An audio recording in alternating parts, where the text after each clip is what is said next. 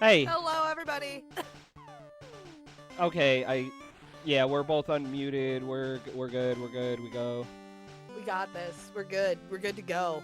Oh my gosh. Hello. Hello. It's been a hot minute since we did Pokemon Green. I'm looking forward to bullying some just horrendous designs. This is gonna be the highlight of my day. Yeah. Yeah, I'm excited about it too. So we went back through Diglett's cave last time. I think we figured out we couldn't get the Flash HM because we didn't catch enough dudes. We did not. We were trying to rush past it, and I guess that's our own hubris. Yeah. We fucked up, dude. I might possibly see about catching some dudes just so we can get Flash, even though I don't think we need it. I can get through there without Flash. I'm tough. I know there's guides to being able to just be like, okay, X amount of inputs, X amount whatever. I know us both in real life, and I know we'll get lost, and it will be the most embarrassing thing. I won't get lost. You can see the outlines of the walls on Dark Caves in these games. This bragging motherfucker. No, Yeah. I believe you. When I was in elementary school, people used to pay me to get them through Rock Tunnel because they didn't know how to get Flash. What? Oh my god, that is such a flex, babe. That is genuinely such a flex. So we, the first 7 episodes of this we recorded, and I edited them and put them up here, and then we decided we're going to do all our stuff live because live is more fun. Live is way more fun. Mistakes be damned. Yeah. Let's do this.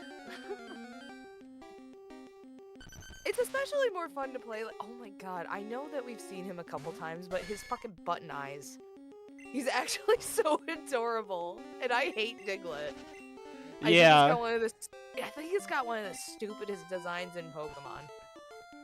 Because it reminds me of, like, a dude just sticking his fingers through, like, a door unwantedly. You know what I mean? I'm just like, ew. Yeah, I think I'll just catch a couple more Pokemon, go back and get Flash. I don't think we've seen that one yet. I love his design. Oh my god. This is the first design I've seen that I love. Yeah, that's a good one. That's a good Meowth. That's a really good Meowth. And it really hasn't changed at all. Like, Meowth is still the exact same design since, like, its inception in Pokemon Green. That's hilarious. Can you read that for me? No. No, I'm just gonna admit it right here. I lied to you. I don't speak Japanese. So I also can't read it. I am gonna show off our team really quick. We got the Nidorino. That one's okay looking. You can't hit up or down to scroll through them on green version. You gotta go back to the last menu and select them. I hate that, actually. We got this weird looking dude. I forgot about him. Yeah, the blog nails. Knuckles. Forgot about Knuckles, the lizard. And we got the most iconic one we've seen so far. The, what do you call it? The walnut on a hot dog? He is a walnut on a hot dog. I have walnuts and I have hot dogs in my house. I can provide visual proof. Yeah, you love your walnuts. I love my walnuts. Dude, and the fact that they only sell them in bulk at grocery stores during, like, this time of year where it's cold and snowy out, fucking shame. Mostly because it really scratches the part of my brain that wants to feel like a little squirrel foraging for food in the wild. Like, it's no other food really scratches that itch. I didn't used to like walnuts, but wait. Okay, we're good. I thought I have their moves written out on this piece of paper, and I thought that one was Body Slam, but I just wrote them in an awkward way. But it survived it. You can't understand your own notes. Oh no! That's the worst, when you come back to a series of your own notes and you're just like, what the fuck does this mean? As a frog said, duck snack. Duck snake. And the boy, I think the boy was about the cat, the Meowth. And he The said boy? ew, which is probably about the Mew. I don't blame you. What are we at now? 10? It is Okay. a little bit you. Because I mean, who wants a hot dog? Not me. Not when I'm playing Pokemon. It's like the most OP Pokemon in this game, but it just looks like ass. It just looks like an ass with a hot dog on top of it. Who wants that? Alright, I'm rearranging the screen. Part way through the stream. Don't look at me. Don't look at me. I'm just hideous. don't look at me. Just don't look at me. I'm hideous! I'm hideous and unprepared. You look great. You always Just look at the great.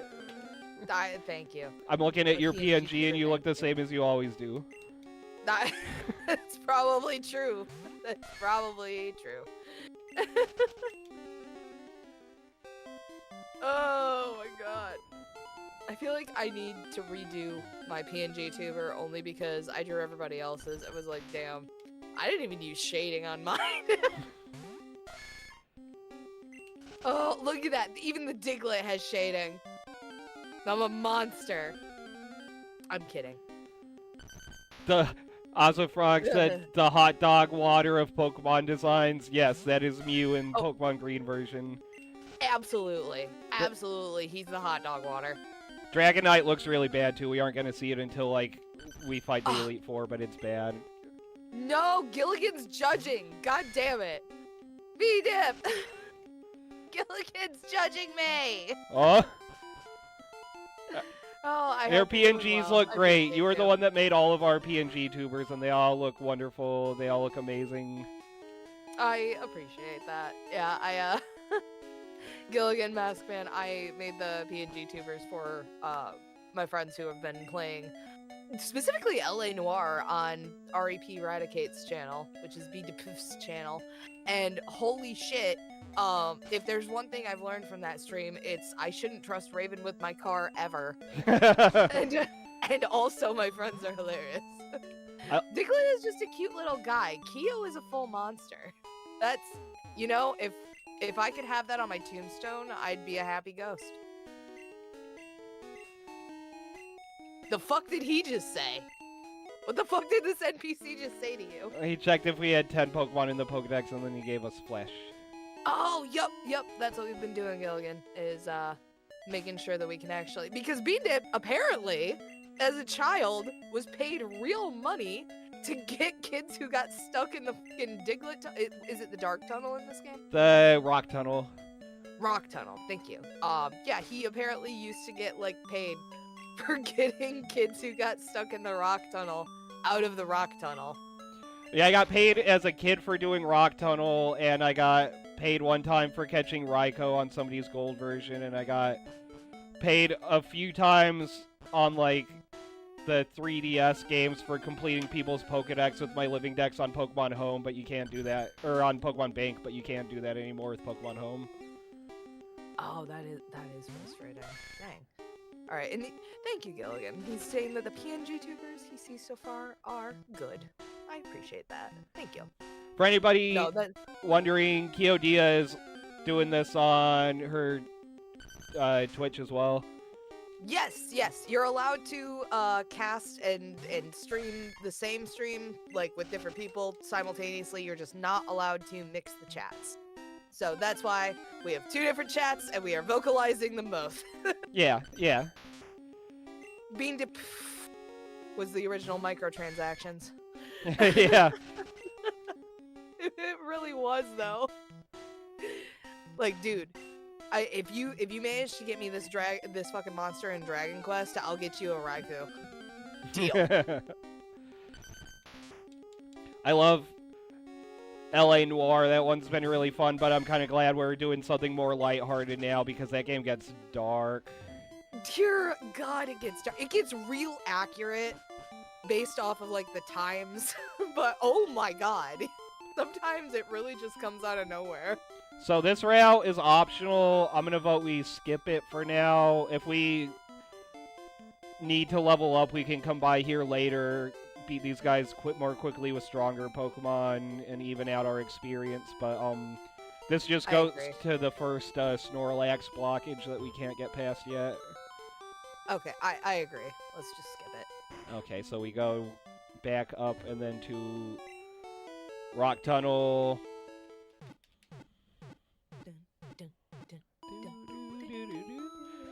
Genuinely, the first sign that I was susceptible to ASMR as a kid is like the little thuds that the Pokeballs make as they are like getting loaded up into Nurse Joy's machine is just so satisfying. Yeah. Like, I can feel my own HP restoring, you know? There's the Diglett. Okay. Meow. Gilligan said, Snorlax is my favorite high-calorie being, and I'm inclined to agree. Yeah. Yeah, I like some Snorlax. Snorlax is a cool dude. Snorlax is fantastic. Apparently, Snorlax and Kirby were both based off of the same employee at Nintendo.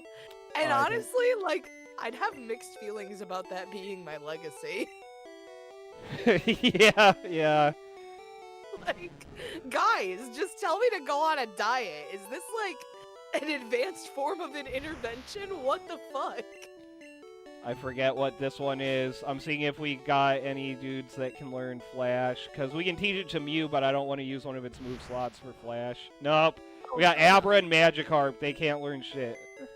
Abra is like one of the few... Didn't they change that later on? That Abra can learn Flash now? Because I swear to God, that's like one of the only things that it can learn. Yeah, they might have changed it later. If I remember right, it can't learn Flash in these games, so it only learns Teleport till it evolves. Oh, actually, I'm gonna deposit some of our items too, sorry. Oh my gosh, how dare you. Very limited storage space. As a Frog said, we should get a Porygon. Yeah, I mean, that's gonna be like 999 hours of us doing the gambling to get the coins. Let's go gambling! Aw, dang it! Aw, dang it! Aw, dang it! Aw, dang it! No, I mean, like, I'd be down to do just, like, an entire stream's worth of grinding and just fucking, like, what is it, stream of consciousness streaming?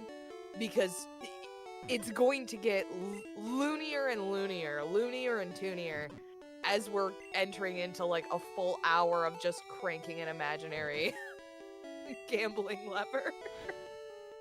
Yeah. So, you know, I'm not opposed to it, but I don't know how entertaining that would be. Just, Gilligan said, just sell a few of your organs, pay off your debts, it's no big deal.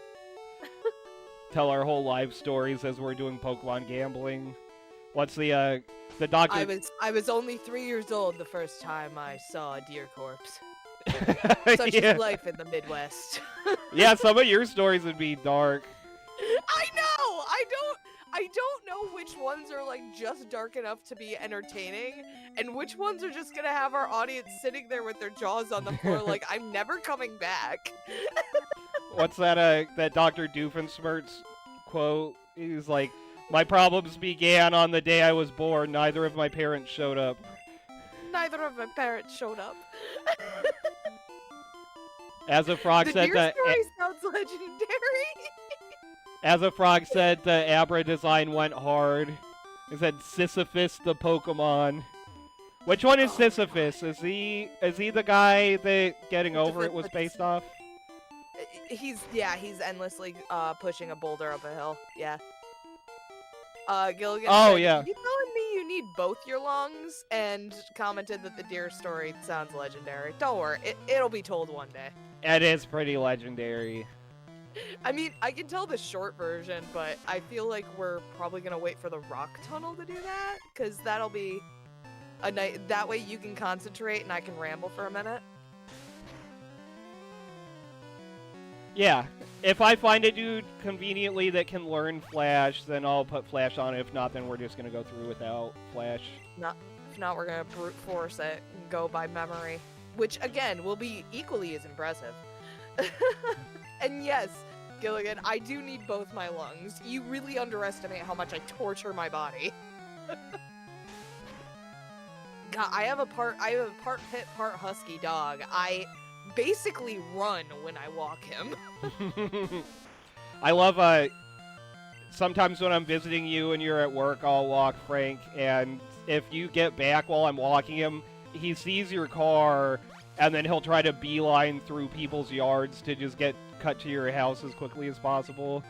He really likes you a lot. He's like, fuck you, I'm a dog, I don't understand property rights, get me to mom. I'm glad he likes me so much. He's a good dog. He really likes his walks, but he really likes seeing you when you get back, too. He's like, whine for a walk, and then he sees your vehicle, he's like, I want to go home. I'm done with this walk now. He is a base dog, Gilligan. Genuinely, like, he's my best friend. Anytime I sit down to stream, he'll sit next to me, and then he'll beg and get in my lap, and then he'll get over it and he'll go sleep on the couch. But he's gotta like beg and be cute and like cuddle up on my lap for at least a minute before I stream. And also, I'm not allowed to play horror games at my house because this dog is like absolutely the fuck not, get away from your computer. So unfortunately, me streaming horror games is probably gonna have to take place at Bean physical location. I'm checking Cerebi.net to see which TM we just got. Teleport. Great. We don't need that. We don't need that. Yeah. Are you sure you don't need an Abra that knows 2 teleports? Yeah, double teleport Abra. He can just send you right back to the beginning of time, man. That's a little known hack. Oh, here's another one of the most iconic ones, the big left-handed boy.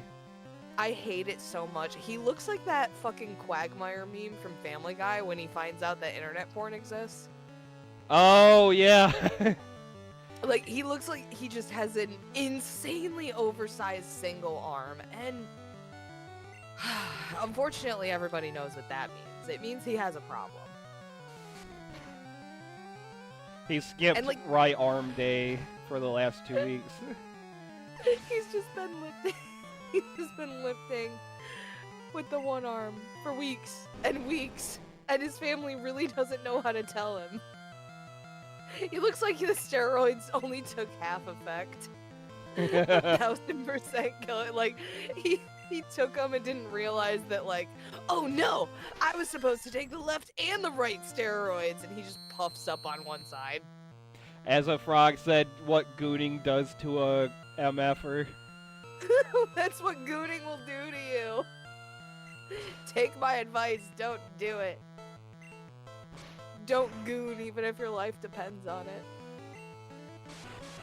I honestly am very appreciative that there is no month that starts with a G. Because, like, No Nut November does not need to be No Goon Goonvember.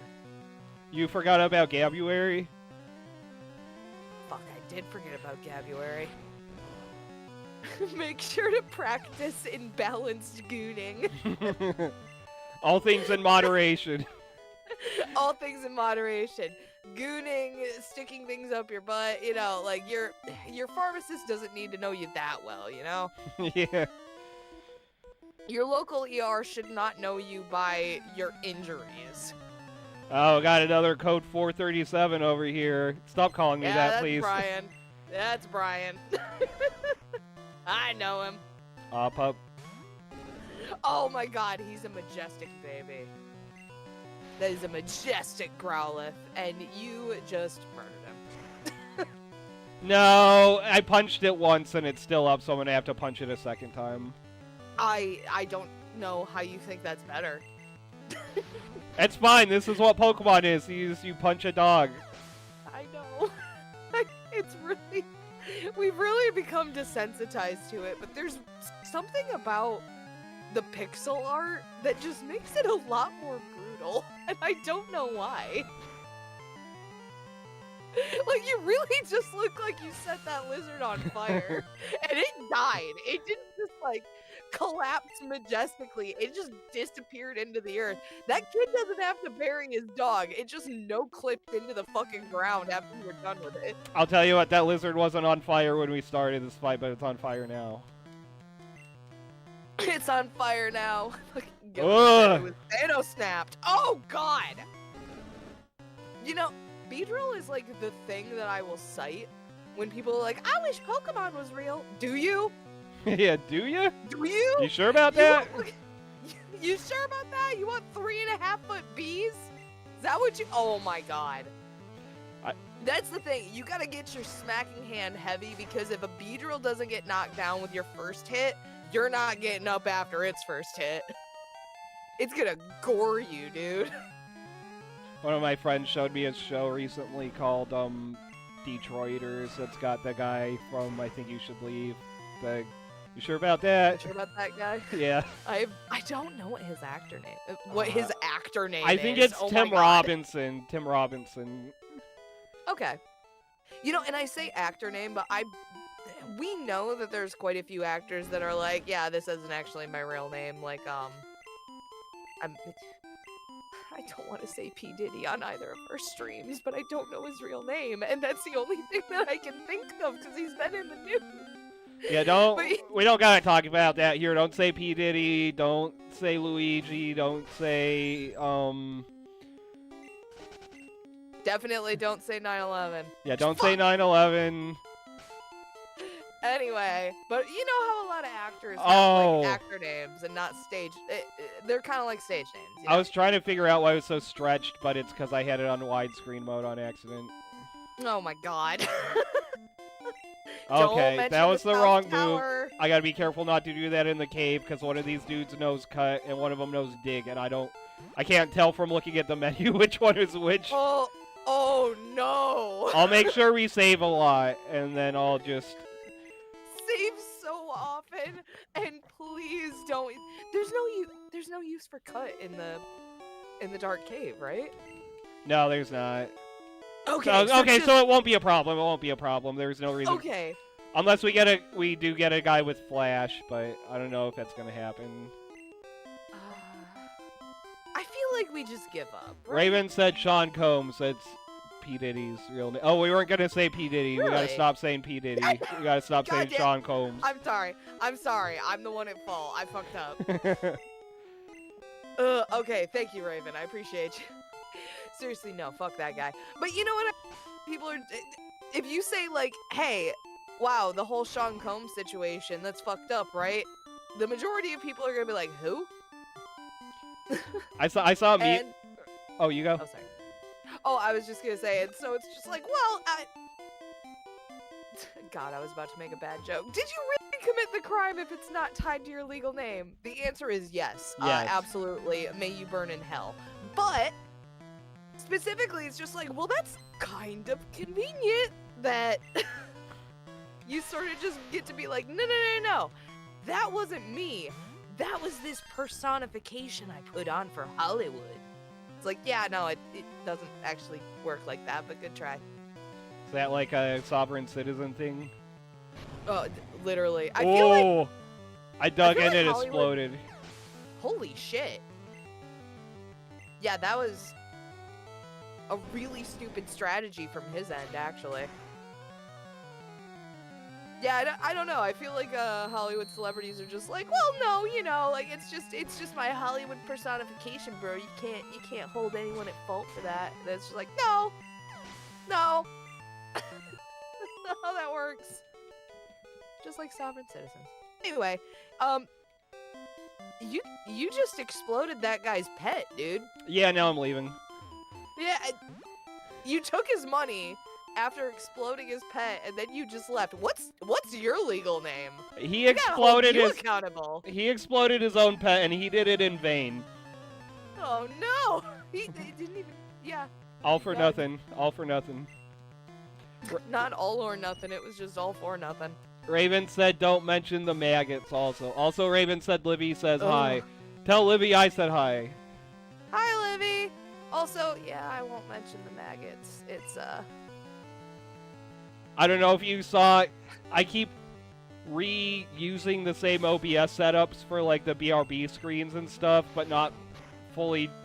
I think I'm just like not fully deleting the previous images because on that stream starting soon screen that we did, the only picture that was up was the one with the Mew. Disgusted man face. Oh no! But no, there's something on sources that still on there that says maggots, and I'm not sure what that is. Oh my god. Gilligan said, "Don't mention the diddler." I'm done mentioning the diddler. He doesn't deserve our diddling fucking time. Oh my god. No, I don't want to think about it. And here's the thing, I heard maggots, and I was just like, oh, don't mention it. Oh. Oh. I'm gonna enjoy putting this one down, it needs it. Oh no. Venonet's a little maggot. Maggot Pokemon As win. a frog said, the pet popper. The pet popper! Oh my god! Raven said, want to see Hey, a magic trick? Explodes pet and robs you. Don't fuck with me! Explodes pet, steals your money. I got the power of God and anime on my side. But I'd be intimidated. This I one's don't care how tough. Do it. this one's a good Do it. sprite too, but it looks like a pangolin more than an armadillo. I think we said that when we ran into one before. Yes. Was it? I feel like it's. I feel like Sandshrew is better if it's based off of a pangolin. Yeah. And then it evolves into an armadillo, you know? Because there's actually quite a few Pokemon that start out as like one species and turn into another. I'm thinking Clamperl and Remoraid and Goss. Whatever the fuck the other evolution is, I don't remember. Gorbis, yeah. Gorbis, yes. Because yes, it lives thank in you. the abyss of the ocean and it uses its long thing to gore its enemies and suck their blood out. And yet it has a clamshell bikini. Yeah, nature's fascinating. Nature is fascinating. Nature is fascinating. But yeah, I'm just like, it's not really, unusual for Pokemon to change species when they evolve. They did a... Oh my god, I hate that snake. I know I've commented on it before. I fucking hate that snake. IDW, the company that does the Sonic comics now, they had a My Little Pony Friendship is Magic comic series that, originally they put it down there like, yeah, it's way darker, it's for the adult fan base, but they got in trouble, so they had to tone it down, but they had a part in one of the early issues where the main characters are exploring in the woods and they see some coyotes just, like fucking meow down and, like, kill some wild animals and eat them, and all the other characters are, like, grossed out, like, trying not to throw up, and Fluttershy's just staring at it like, wow, nature's fascinating. That's me, though. That's me with the deer story. Yeah, that is you, yeah. Oh my god. Gilligan explodes your pets with your mind. As a frog... Oh my god! Oh no! I said that right as my ad break started. Oh, Oh no! As a Hang frog on, said, don't mention the rats or the bats or the centipedes, and also that Sandslash is sick AF. Sandslash is sick as fuck. I'm really glad that it got an Alolan version. Because honestly, it was a very, underrated Pokemon that really deserved, a glow-up. Nobody's surprised that Vulpix and Ninetales got, a redesign for Alola. Even Cubone and Marowak, you could argue, are popular enough that it's understandable why they got an Alolan redesign. But then they randomly picked Sandshrew and Sandslash, and they deserved it. They deserved that glow-up so badly, and I'm so glad they got it. Raven said, do you guys know how figs are made?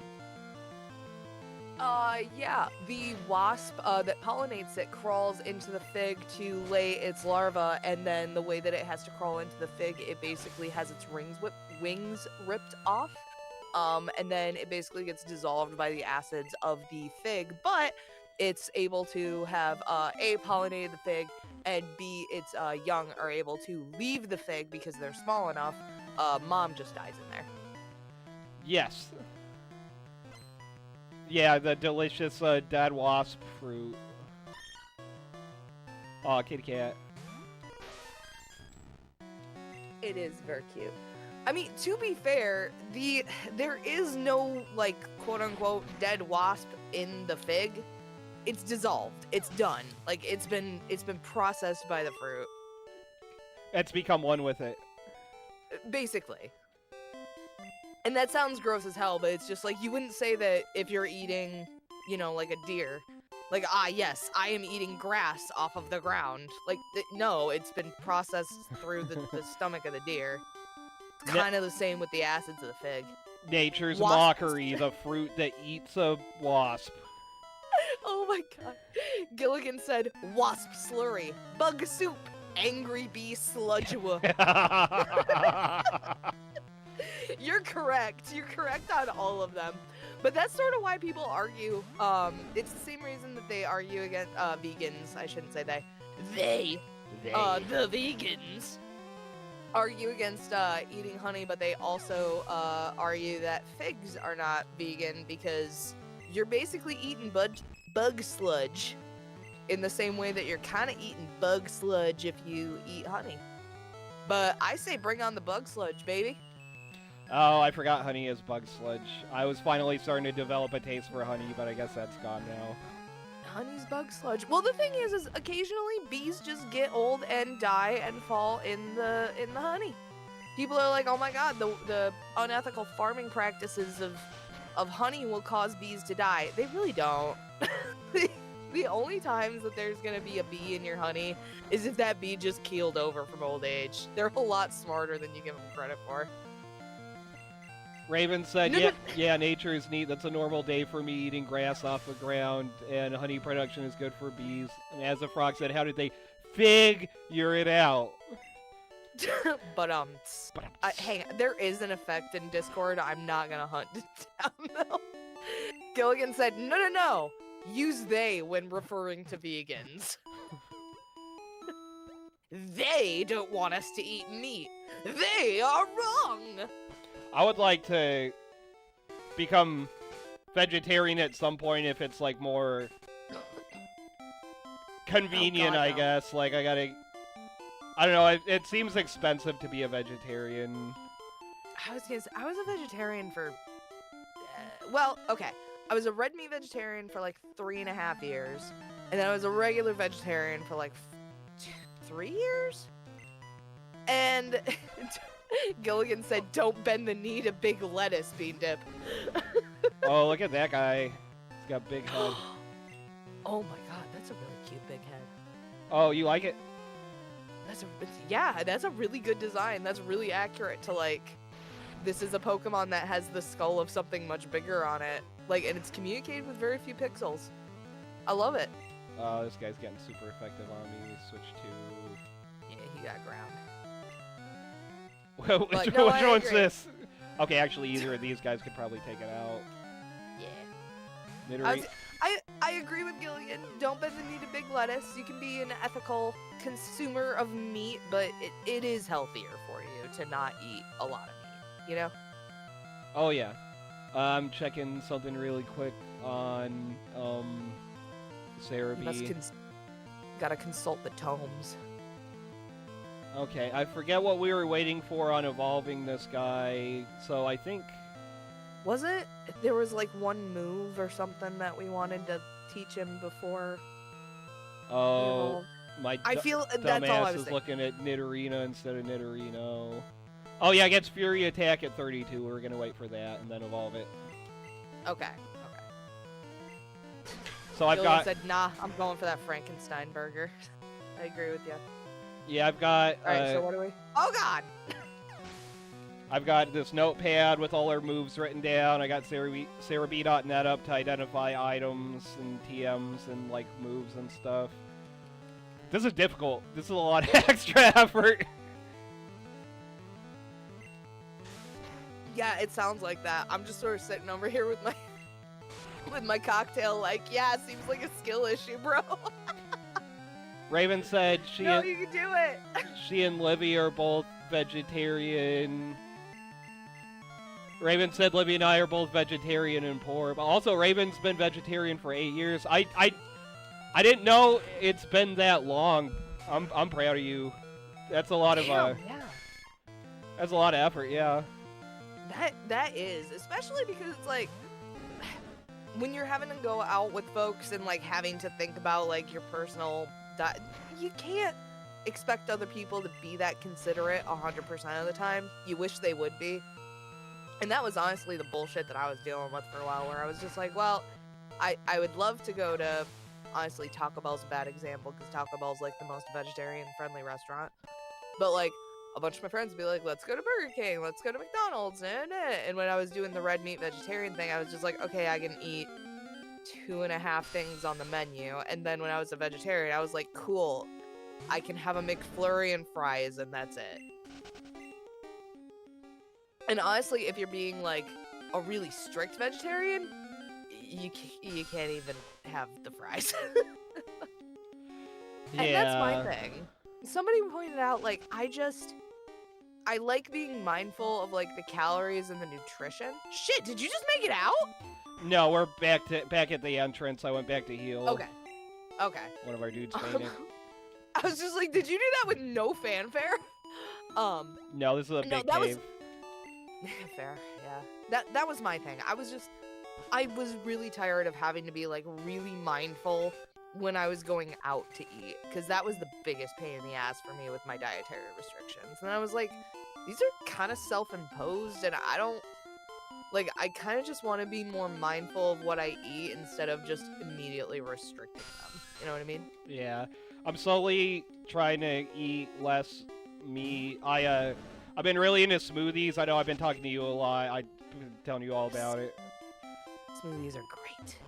Well, because I was the one that turned you on to smoothies, because I have apparently it's a thing with thyroid issues, which I have, that you're just not hungry in the morning. So I've been able to trick myself into eating quote-unquote food in the morning by shoving a bunch of food in a blender, blending it up, and then drinking it in the morning like a drink.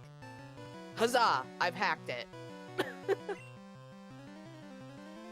But I'm glad that you've also picked up on how great smoothies are, because it's a good way to get like a bunch of really good vitamins and nutrients into your body without weighing you down so much, you know? Oh no. Oh god. Yeah, You're gonna get your ass kicked, dude. Earlier today, I made my first drink out of the blender that I had to throw out, because I tried to make. There's a recipe for like carrot juice with like a hint of orange, but I added way too much orange, and it was not great. Babe, those are like two things that I routinely. Actually, those are the two things that I have decided against ever throwing in a smoothie of mine again. So I feel. Because like I sat there and peeled like 6 oranges and froze them all and like tried to throw them in the smoothie. And the bitter nastiness on the outside of all the orange slices was all I could taste. Yeah. Yeah. And then carrots, because I tried to throw them in with the rest of my smoothie ingredients, it just ended up being carrot shrapnel in the middle of my otherwise pleasant smoothie. And I said never again. Mm. And I've been told, like, oh, you can just boil the carrots and get them softer.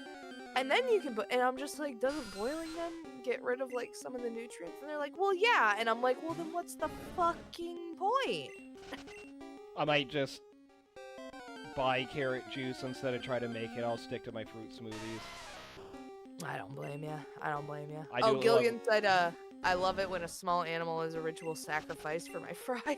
It's not a small animal, it's a lot of beef. Raven said Oh, this you gotta year juice them, carrots. makes 9 years of vegetarian now, because she started on Hey! January 1st of 2016. Hell Oh, yeah. heck yeah. That's awesome. Dude, you got a lot more self-discipline than I do, because I did a couple years and then just decided to say, like, fuck it on a random Red Robin burger. I think we could probably say... I think us and Trevor and Raven all like animals a lot. I think Raven can take the title of #1 animal lover, because that was the main part of why she did that. Oh, 1,000%. Because that's the shitty thing, and that's why I try to be a little bit more ethical with my purchases. Like, I only eat chicken at fast food restaurants because I'm sorry, there was a chicken that survived for 2 weeks without a head. I'll eat chicken and fish from fast food restaurants, but I refuse to eat beef at a fast food place because a cow did not deserve to die to be a McDonald's burger. I refuse. I've told you about the undead turkey at my parents' place, right? Yes, and here's the side effects of living in the country, y'all. We're in the rock cave. I can tell my deer story now. Yeah. I'm sorry, Raven. Close your ears. Mute it. I can comment when you should unmute. So okay. Do you want to tell your dead turkey story first, or would you prefer if I just told my deer story? I think well, okay, I'm trying to decide which one's more fucked up, because that should be the second one, but they're both pretty fucked up. They're both pretty fucked up. I think the only reason I feel like mine's more fucked up is because it involves a bigger animal. Yeah, okay. But, like, that's subjective. Yeah, I was at my parents' place one time, and my dad's like, hey, you want to see something really gross and weird? And me and my mom and my dad all went out, and there was a turkey very slowly walking towards the house that had its head was mostly detached and was hanging from like a strip of its neck off to the side, but it was still walking in a straight line. And it did collapse before it walked into the house. It was like 150 feet away when we noticed it, but yeah, turkeys can do the same thing. Yeah, and that's the thing is people will just be like, you need to feel bad for this animal, and I'm just like, it can survive without a brain for way too long for me to say, yeah, this thing has, like, of course it has sentience, but I'm just like, it didn't feel itself getting decapitated. I don't feel that bad about eating it. I just hope that whatever I'm eating had a really nice, long, pleasant life before it got to my plate. Because I feel like that's reasonable, right? Like, we as creatures on this planet have to consume other creatures, whether they're plants, whether they're fungi, whether they're what the fuck ever. Unfortunately, we can't just live on air. So we're gonna have to harm something else in order to be able to continue existing, and that's part of the fucked up trait of life. And that brings the justification of my my deer story. Oh my god, Gilligan said, at a certain point the bird had it coming. I mean, yeah, I just hope that it was like maybe in shock or something and just sort of kept walking, because that's how it's, you know how like you smash a spider? Yeah, smash a spider and its legs kind of keep twitching. I have to imagine it's kind of like that, where like its body is sort of just like continuously firing signals that its body is responding to, but it's on a timer. Alright, you can argue that this is a really fucked up topic, but we are playing Pokemon where we are literally smashing two animals against each other until one collapses, so... Really quick, I'm just telling you right now, I am gonna dig out of this cave. I'm doing this intentionally. I'm gonna go back and heal. Okay. Alright, so I'll wait until we're... But the area that we are from is one of the many states that has now joined the initiative in making sure that specifically chickens have to be without cages in order for them to be able to have their product sold, which includes their meat and their eggs. So, and unfortunately, like, it's not the most positive thing, because you can still have really terrible conditions without there being cages. But it is a step in the right direction, because expecting our society to just not eat meat isn't realistic. But what I think is realistic is increasing the prices of meat in order to reflect humane conditions. You know what I mean? Like, I'll pay fucking like $4 or $5 a pound for chicken. I don't give a fuck. Like, chicken's good, and especially knowing that it was like humanely raised, I will pay that premium, which is why I'll go to like farmers markets and shit. Because like I said, the people who are selling the meat at farmers markets, at like local meat markets, had a vested interest in making sure that their animals were happy right until the moment that they died. But, you know, you go to Walmart, you go to any mass market chains, they don't really have that same value, like return on value for that investment, because nobody's gonna pay $6 a pound for that shit. So that's one of the reasons I'm really appreciative that I have a little bit more spending money now. Is if I wanted chicken, I used to have to buy that cheap crap. Now I kind of have a little bit more flexibility in my paycheck to pay a little bit more for a chicken named Daisy that lived for a couple of years and had a really fantastic life, and the person who like loved them and made sure that they had a really fantastic life is selling it to me, and they get all the profit from it. So now they have to slaughter less chickens to get a profit. You know what I mean? Yeah. Thank you for letting me rant. I love animals. I also really love eating them.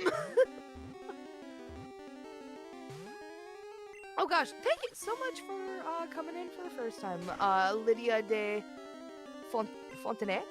I'm just waiting for synthetic meat to take off. Supposedly it's real damn close to tasting exactly like the real thing. I'm so ready for synthetic meat, dude. I'm so ready for synthetic meat. Because if you can grow, one of my favorite foods is liver, right? Beef liver, chicken liver, delicious. Great stuff. And liver is a really easy organ to synthetically grow. I'm so down to be a test subject for synthetic liver. Yeah, that'd be really good. I just wish eating like salads and stuff more often was more, I don't know. It's not super easy to be able to eat food that wilts and goes bad so quickly on a really tight schedule where like you're working full time and you're cleaning your house and you're not like, sorry to say it, but like a chicken pot pie in my freezer is gonna last a lot longer than a packaged salad or even like the raw ingredients for a salad. Yeah, and I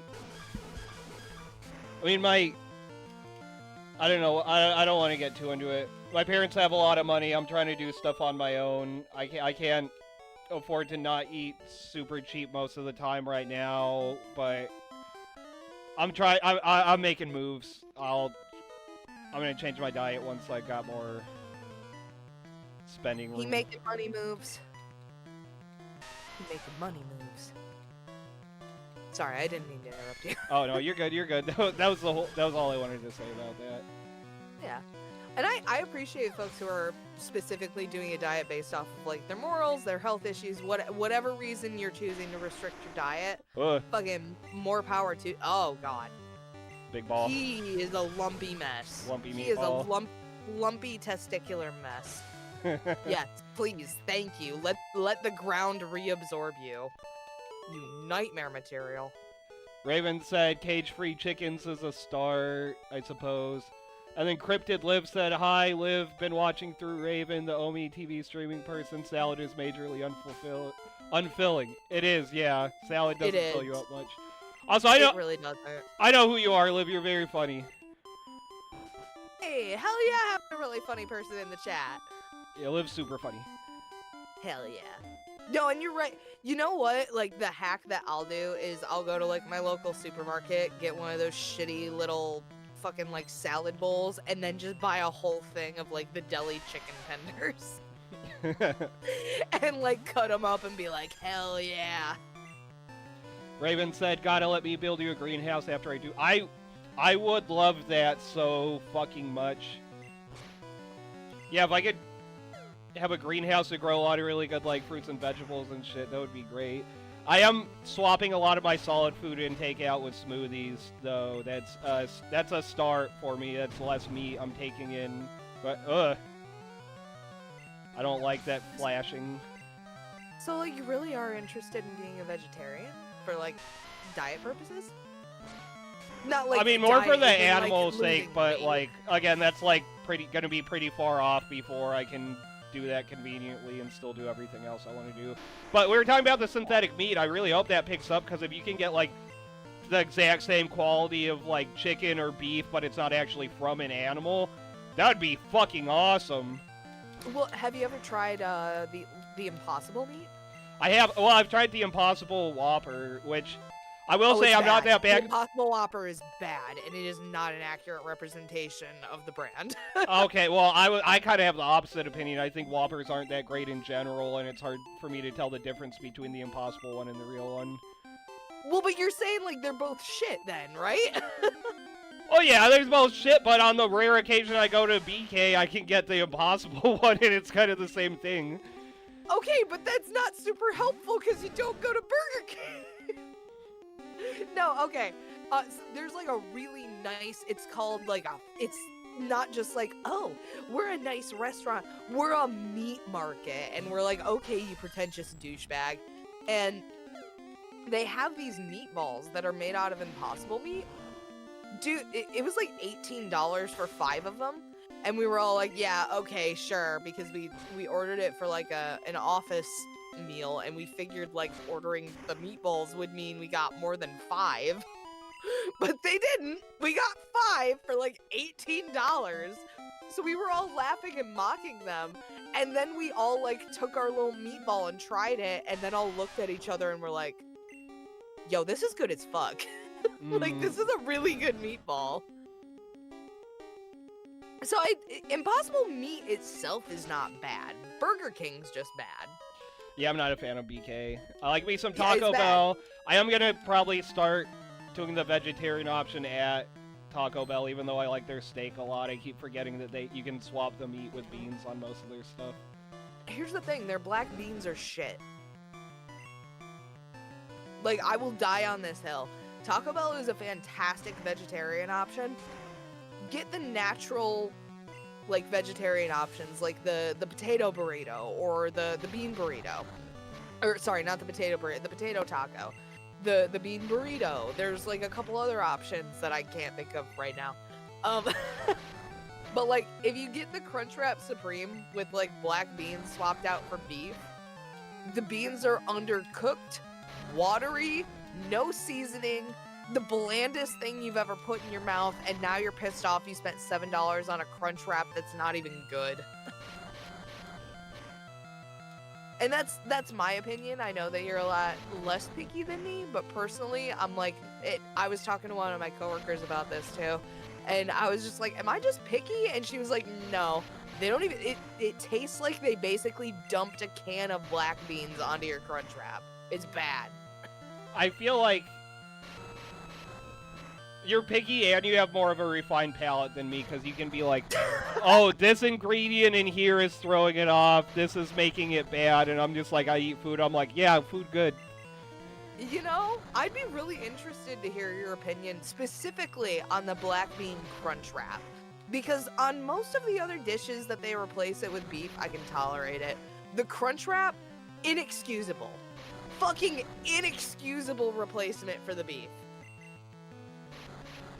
But I'd be interested to hear your opinion. This Bellsprout's kicking Charmeleon's ass right now. He actually is, but that's because he's doing rap, which means that you can't do anything. And also it inflicted a status, and I can't tell what status it is, but I think it put me to sleep before it started doing this. Oh no! I think it paralyzed you, but I could be wrong. Wow. Also, like, rap is way too overpowered in the original. Wow. Wow, if this was a Nuzlocke, you'd be losing, bro. Oh, absolutely. I would be having a bad time of it. No, I think you're already having a bad time of it. Well, no, I'm having fun because we're having fun together here on RIP Raticate. I'm not going to snap. I'm not going to scream. We're having fun, aren't you? We are having fun because there are viewers here that want to see us having fun. So I'm not going to scream. I'm not gonna cry. I'm not gonna screech. I'm not gonna awawa. I'm not. You hear that, chat? He's fine. I'm fine. He's good. You're good. Are we in the rock cave? Am I allowed to tell my deer story yet? Yeah. We're almost at the end of Rock Tunnel right now. Oh God, fuck! I keep calling it rock cave. I keep calling it the wrongest of wrong names. Okay. Rock World. Rock World. It's the Rocco's World! If you get that reference, 3 cookies for you. Anyway.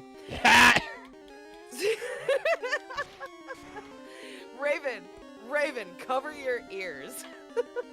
So, I am, at the point of this story, 3 years old. I have a little bit of an advanced vocabulary now, so I hope you wouldn't mistake me for being 3 at the time of this recording.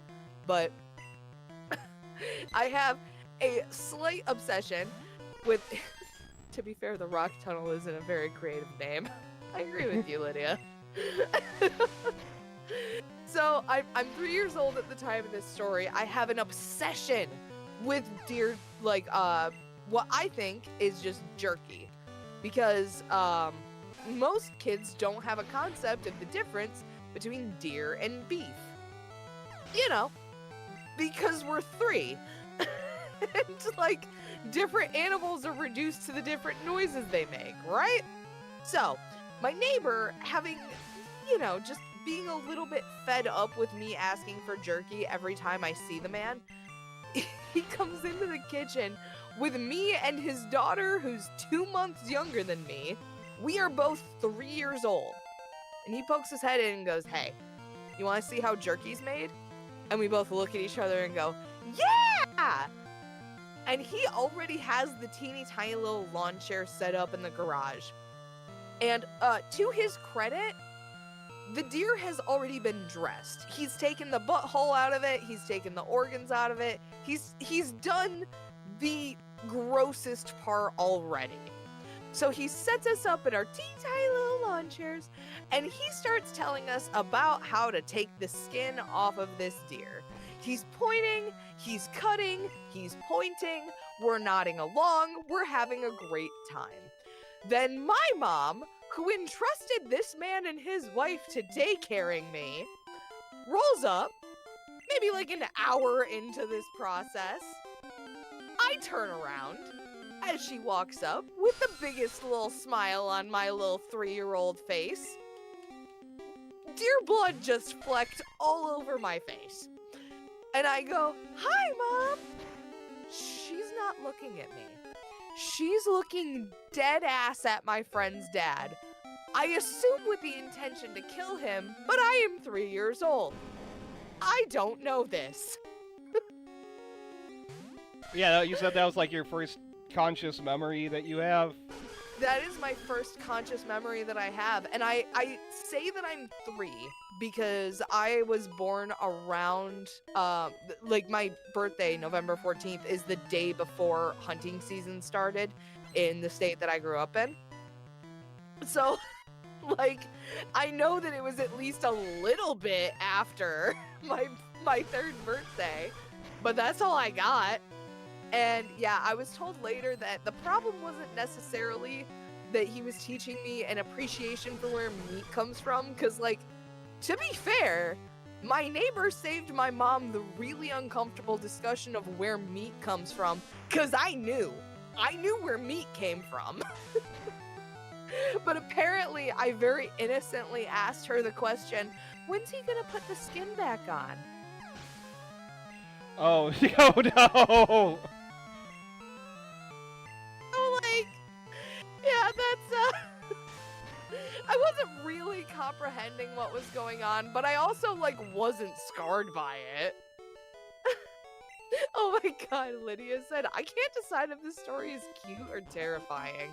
Like, to be fair, it was, like, rural-ass Midwest. So the intention was very pure. The intention, in my mind, was, let's teach these kids how valuable meat is. Meat is life. Meat is another life that has been sacrificed for you to eat. Like, you need to be respectful of it. This is the lesson I'm trying to impart on you. And my mom rolls up and just sees her kid covered in deer blood being given a lesson on life she did not approve of. So, like, I don't blame anybody in that situation. I probably would have been pissed too. Oh, that's rough, bud. Oh, it's rough, buddy. But yeah, I was, like I said, I assumed that I was 3 because my birthday is November 14th. Hunting season starts November 15th.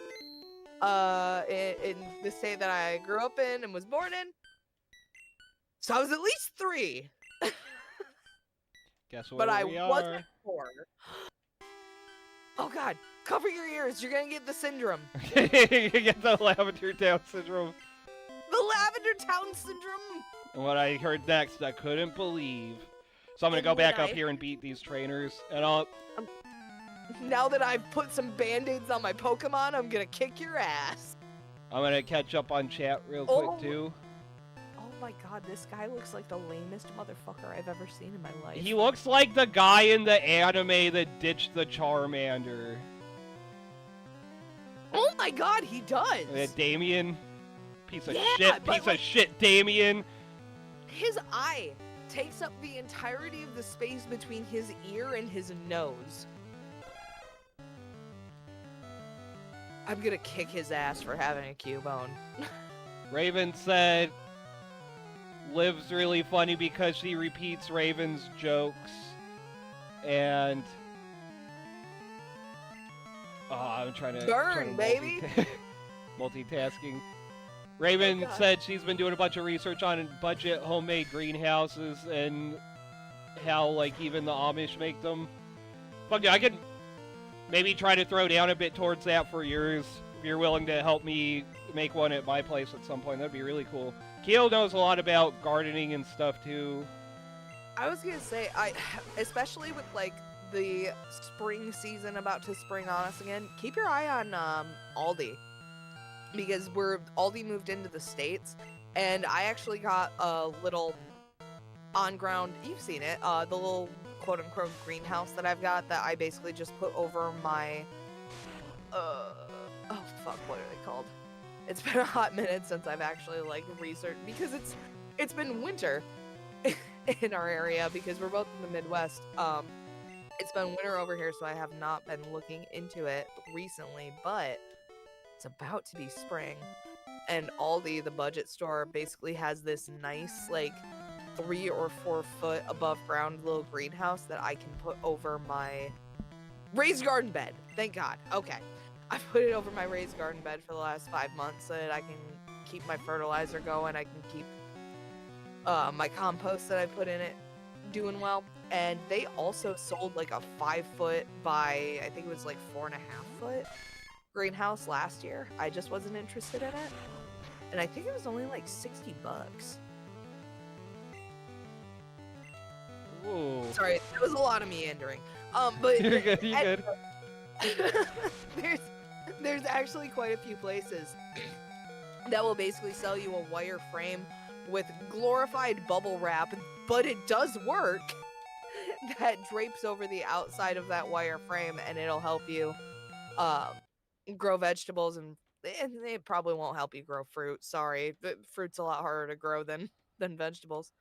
But it'll help you grow I turned the game audio down because of the beeping. Okay, keep going. You did. That beeping was bad. But yeah, there's definitely ways to like DIY greenhouses. I've also heard that if you have enough property, that it's worth just getting an excavation crew to dig you a giant fucking hole, and then you just put like tarp and relatively clear like polyurethane tarp over the top of this giant hole, and it'll stay warm enough because it's underground like year round. But that's a whole ass endeavor. It's a lot less of it's a lot more of an investment, I should say, than just having an above ground greenhouse. I think the 3 of us, you and me and Raven, should work together on some gardening and greenhouse type stuff. Just the 3 of us. And then We can make it if we try. Cryptid Live said the Impossible Whopper is so bad. The Impossible brand, so though, is pretty good. She gets the nuggets. Currently covering B-Nip's avatar with an anime girl. Wait, I am? No, Cryptid Live is on, like, her screen. Oh, okay. Kawaii Ugu. Fucking rude. I made that adorable fucking TV-headed PNG tuber. He's just as cute as the rest of us anime girls. No, I agree. I would absolutely be willing to collaborate. Cause like, especially if I can just get like some tomatoes when I want them, fucking worth it in my mind. I'm gonna use the little streamer's room. I'm gonna trust you to improv on your own, okay? Ready? Break. Okay. I'll keep responding to chat people. Raven said the black beans aren't great, but passable for fast. I don't know if I've actually had the black beans as a substitute as Taco Bell before. I know they have them. I've tried some of their like the potato taco and stuff before. Definitely gotta get on that now that I remember that that's a fucking thing you can do. Hyrax bean dip moment. Yeah, the frickin' Wawa, dude. I love me some Hyraxes. I found out about Hyraxes because of they have a character in season 3 of Angel Hair that's a Hyrax, and I was like, what the fuck is that? So I looked it up and I saw the one of the two of them next to each other, and the one has like the cute face and the one has the very evil face. When I eventually edit this video, I'll probably put that on screen.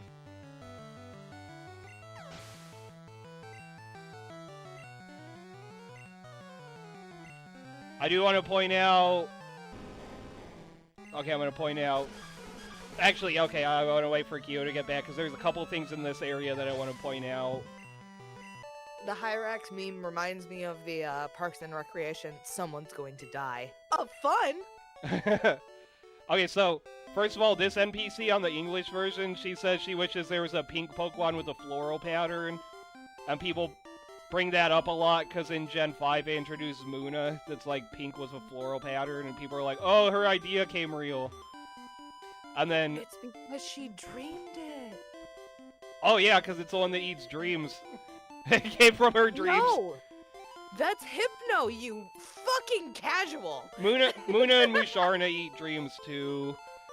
Wait, so there's 4 dream-eating Pokemon? Oh yeah, a lot of the Gen 5 Pokemon are kind of like rip-offs of Gen 1 Pokemon. And then also... Speak to the manager. I think they changed this on Red and Blue, but on here, there's this stairs that takes you out, and I think they made it a door in the localized versions.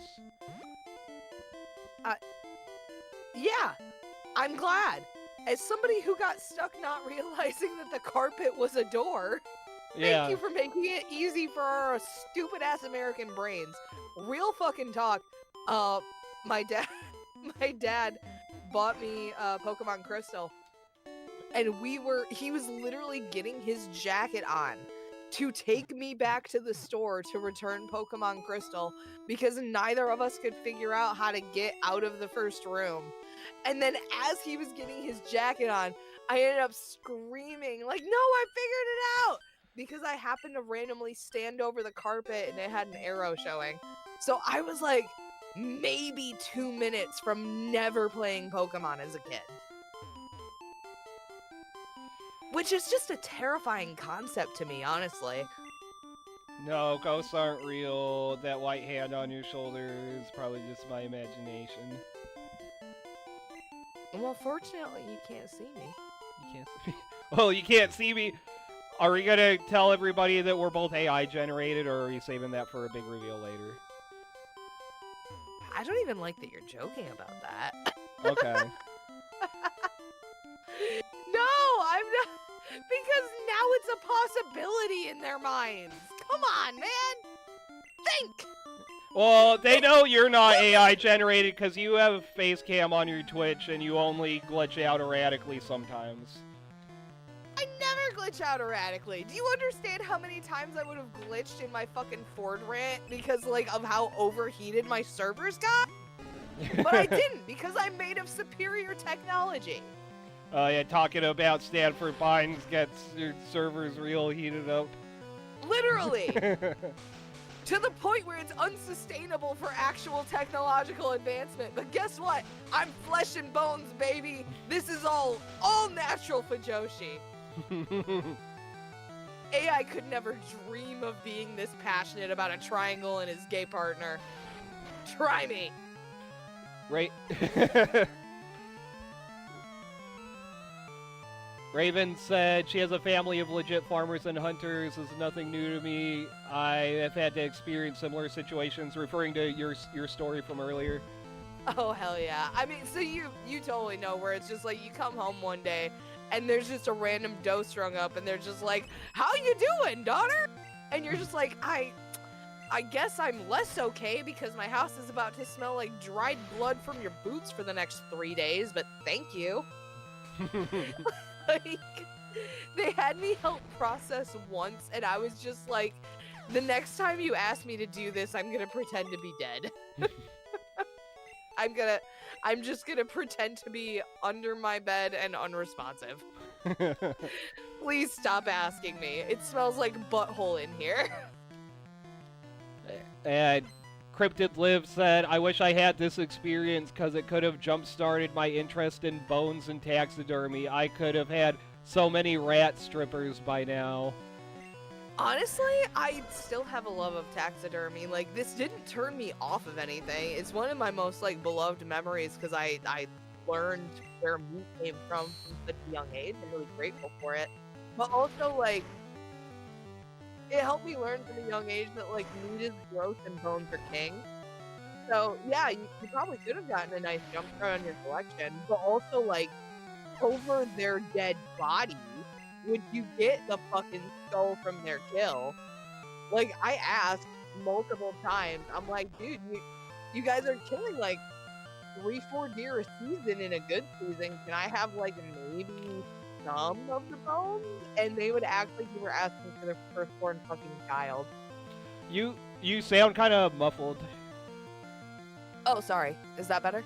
Yeah, that's better. Also, look at this bud. Look at this Vulpix. He has a JoJo haircut. Oh, yeah. He's got, like, the Josuke pompadour. He really does. I don't want to say it looks like a ball sack. Okay, now it kind of does, yeah. It was fine till you said that.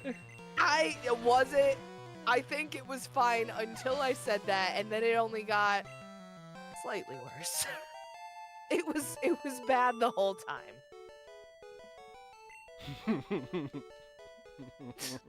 Hey, doesn't that Vulpix look like it has a ball sack on its head? Oh, now you did it. Yeah, you did it. Yeah, you ruined it. Now you fucking did it. Raven said her plan is to hunt down a bunch of free wood pallets and barrels/tubs on Marketplace to use. And Cryptid Live said, not a true anime girl. I think How referring to my dare kid. you? How dare you say I beat up and not a true anime girl when I say uwu and I am If you look at Bean Dip's avatar and say that he's not a true anime girl, you have to look me dead in the face and say Vox from fucking Hazbin Hotel isn't a true anime girl. And you would be a liar. You'd be a liar. Liar. A liar. Oh my god, I am gonna have to take like a 5-minute break in maybe like 5 minutes. Would that be okay? Yeah, let me know when and then I'll go to the bathroom also. We gotta use the little streamer's room. I'm sorry, y'all. How about after you get out of a fight with Muck, that we take just a quick breather? After I finish this trainer fight, yeah. I think he's got one more Pokemon after this. Oh my god, this guy has the audacity to have things after come? Yeah. Wow. Talk about a demanding lover. I'm sorry. Is that too far? I don't... I couldn't even finish the joke. Oh, okay. I'm gonna try the new move. We got a new move on Mew. What the fuck is the new move? Why is it Metronome. Water gun. Oh, okay, well I was gonna keep using Metronome, but now it's disabled, so I'm gonna just dig it to death. Well, Metronome, in the first generation, does it pull from any move, or does it just pull from the moves that you or your Pokemon already know? It pulls from any move. I think the idea is supposed to be on all the games that it pulls from any moves, but I think on the newest one they cut a few out because there was like you know, on X and Y they have the Az's Floette that never got given out. Yes. It has a signature move that you can sometimes pull from with Metronome. Oh, shit. So after a while, they're like, we shouldn't have all these event moves people aren't supposed to know about yet. Sync to Metronome. Rude as hell. That's the one way we're supposed to know about them. So I'll put it on the BRB screen. We'll be back in like 5 minutes, everybody. Yeah. All right. It is 8:34 my time right now. I'm thinking that I will hop back on at 8:40. Shit. That means hang on, everybody. I gotta put on Lo-Fi Geek. But don't worry. It'll be fine.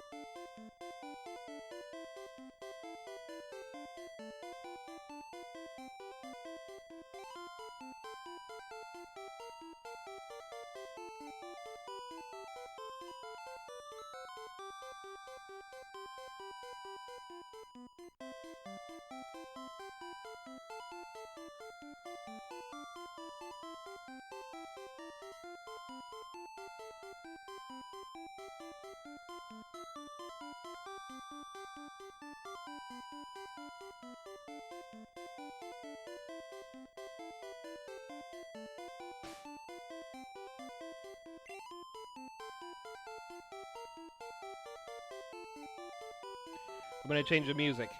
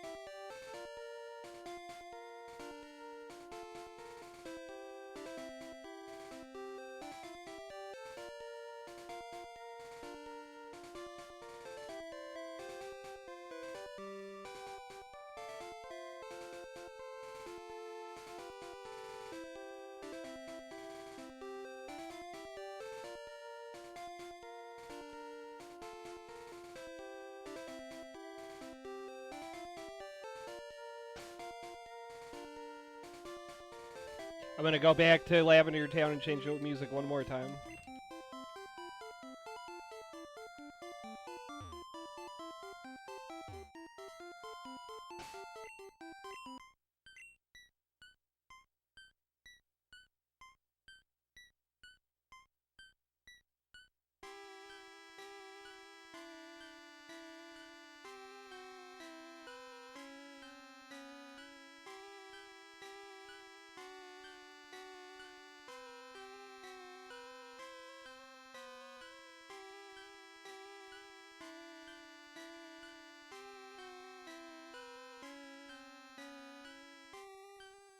I want all my viewers to have Lavender Town syndrome. Everybody's gonna get this syndrome.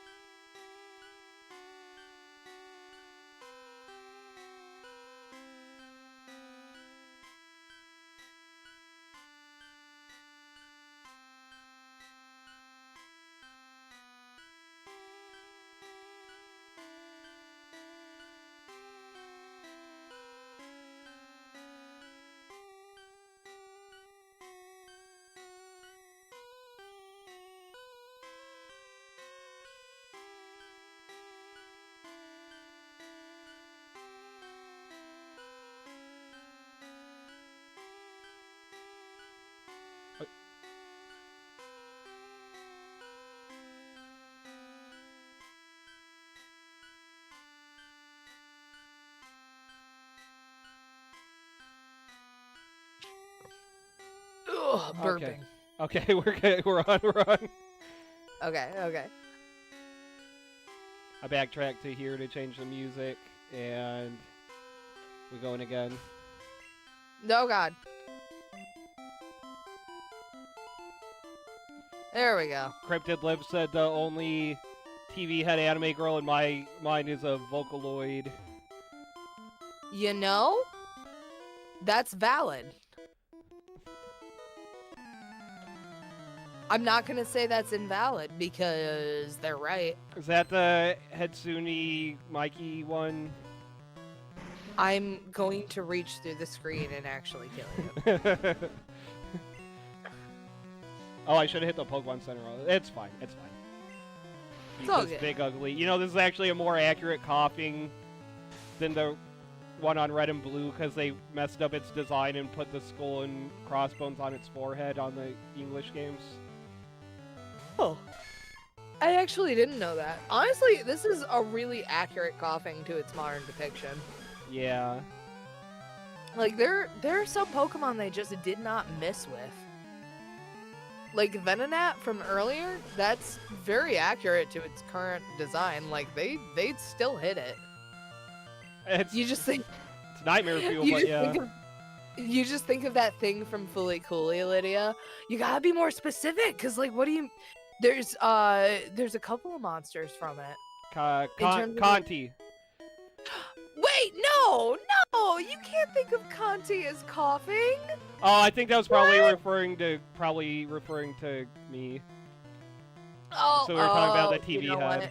Got that Conti You energy. know what? That's totally fair. You do have that Conti energy. And I'm okay with that, because honestly, Fully Cooley, to this day, in 2025, is one of my favorite anime of all time. It's still in my top 3. Yeah, the new ones weren't as great. I thought 3 was okay, but 2 sucked, 4 sucked. I think there was a 5 that sucked, I think. I think 4 and 5 were only like 3 episodes apiece, but they were like CG or some shit. I didn't bother watching them, and I never will. I barely remember what they were about, which means they probably weren't great. Yeah. I'm sorry, like, you just can't. It's like trying to do a sequel to Death Note, which they did try. Nobody remembers it because it was bad. They did a sequel to Death Note? How did that work? Did somebody else Yeah. get the book? Yep.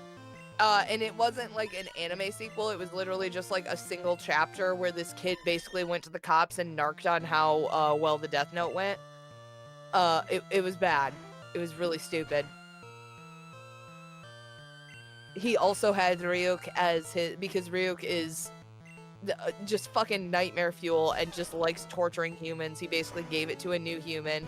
He went to the cops, basically had the cop write his name in the Death Note and then erased it. Because that was the whole concept of the sequel, quote unquote, to Death Note, which I think was only like I said, like maybe 2 chapters. Oh, the audio cut out. Oh, that's because of beeping. Okay. Yeah, they basically had the Death Note eraser. So they basically had the cop write his name in the Death Note. He died. And then the cop erased his name with the Death Note eraser, and then he came back to life. What the fuck? Yeah, it's really stupid. It's really stupid. But yeah, like I said, the sequels to Fully Cooley were about as useless as the sequel to Death Note that nobody knows existed, was really terrible, and nobody cares that it flopped. I think the live action ones have like diverging plot lines too, right? Yeah, the only one that people liked was the one that was centric on L, because I'm sorry, L did not get enough screen time in the original Death Note. So people were pretty happy about that, but they were really unhappy about the casting. And then they did like 3 other movies and everybody fucking hated them.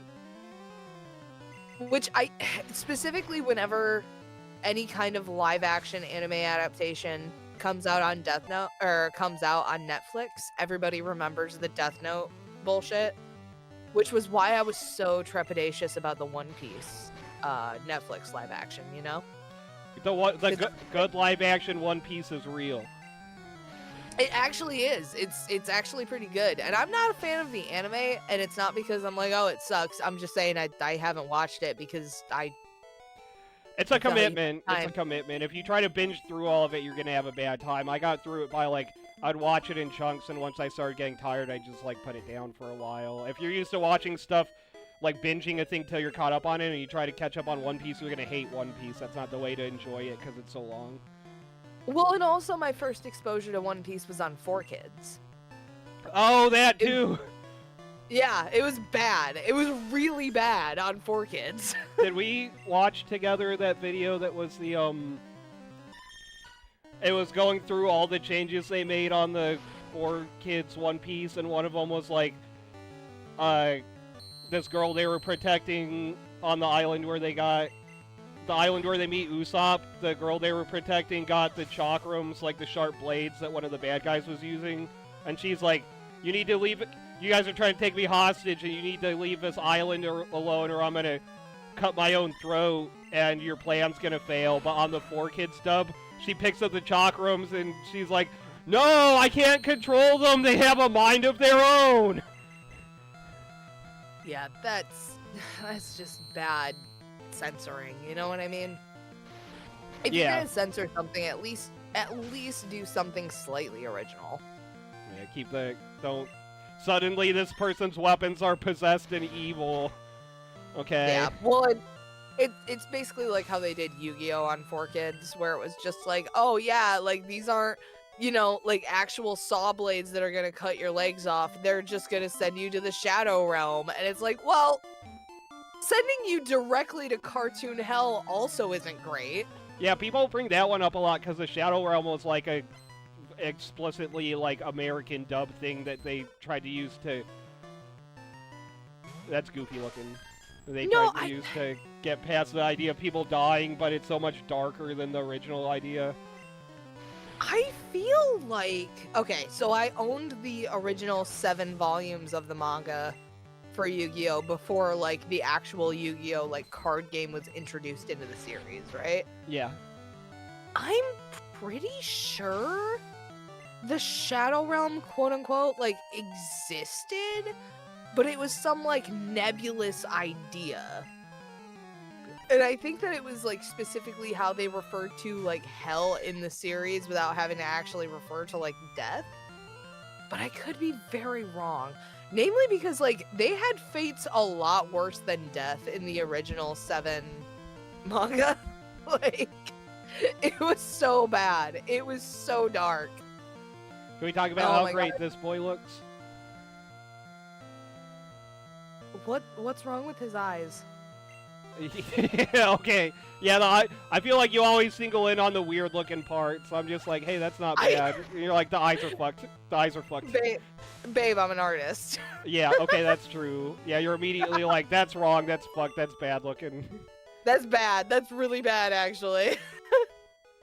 Oh my god, Lydia said, want to hear something that forever pisses me off about 4Kids Yu-Gi-Oh?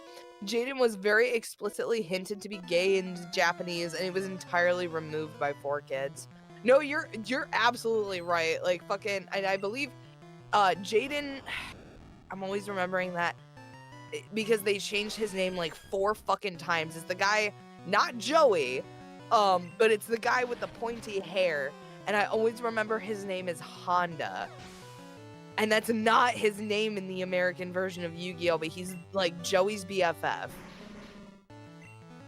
And it's very clearly hinted that like he has a one-sided like hang on. Johan? I gotta look this up. Oh god. No, I still need the Pokemon gameplay up while I look up this queer Yu-Gi-Oh! History. Oh, Raven said Tristan. Tristan! Yes! Tristan is, I think that might be a different character. No. Tristan is, her name's Anzu in the Japanese version of the manga, but her name is, who's the girl that Yuki has a crush on? Oh my fucking god, dude. I don't know. Who's the girl? Okay, the pointy hair guy is Tristan. Yes, Yes, his name's Tristan. He has a gay crush on Joey, and he's the sister of the girl who Yuki had the crush on. And I know these characters. I know Holy them. shit, dude. I know them. I know them. They're my friends. I have a parasocial relationship with them. Okay, his name's Hiroto Honda. In Is that the character Japanese that's called version. Jaden? Which And one's his name's- Jaden? His name's Tristan Taylor. Oh, Taya. Taya. Thank you. Oh, thank you. Okay, that's not his sister.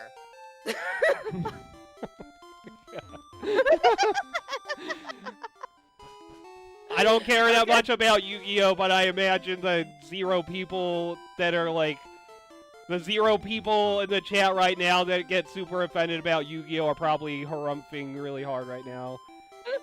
They are having a bad time dealing with this. Once we get 10 million subscribers in like another week or two, we're gonna get a lot of comments about that rant. Yes! Serenity! Yes! Okay, no, Joey Wheeler's fucking sister is useless and weak and has a very bad time in the anime. Honda is just really gay for Joey. Okay, thank you so much, Lydia. Okay, okay. Okay. I think I've identified my next obsessive ship.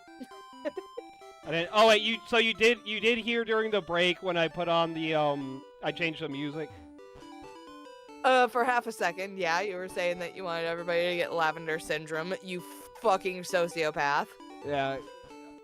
Cryptid Liv said, I have a couple of syndromes, what's one more? And Raven said, call me incredible the way I got these syndromes. Oh no! Dude, I read like a 15 fucking page Tumblr post about Syndrome the other day. Syndrome was I hate that guy, but he was a cool bad guy for what that movie was about. And I still haven't seen the second one, but the first Incredibles was fucking amazing.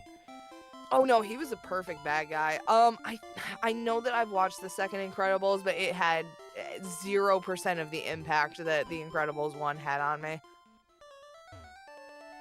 Like, genuinely. And it's namely because I know a bunch of people will, like, draw parallels to similar epidemics that we've had in America, which is totally valid. But my main thing with The Incredibles 1 and Syndrome is how, like, sociopathically single-minded he is at targeting Bob. It's scary as fuck. Like, especially as two people who are streaming on Twitch to a total of 2 people on my end. I don't know how many people on your end. We're at Like 3. Nice. Hello, everybody. Hi, everybody.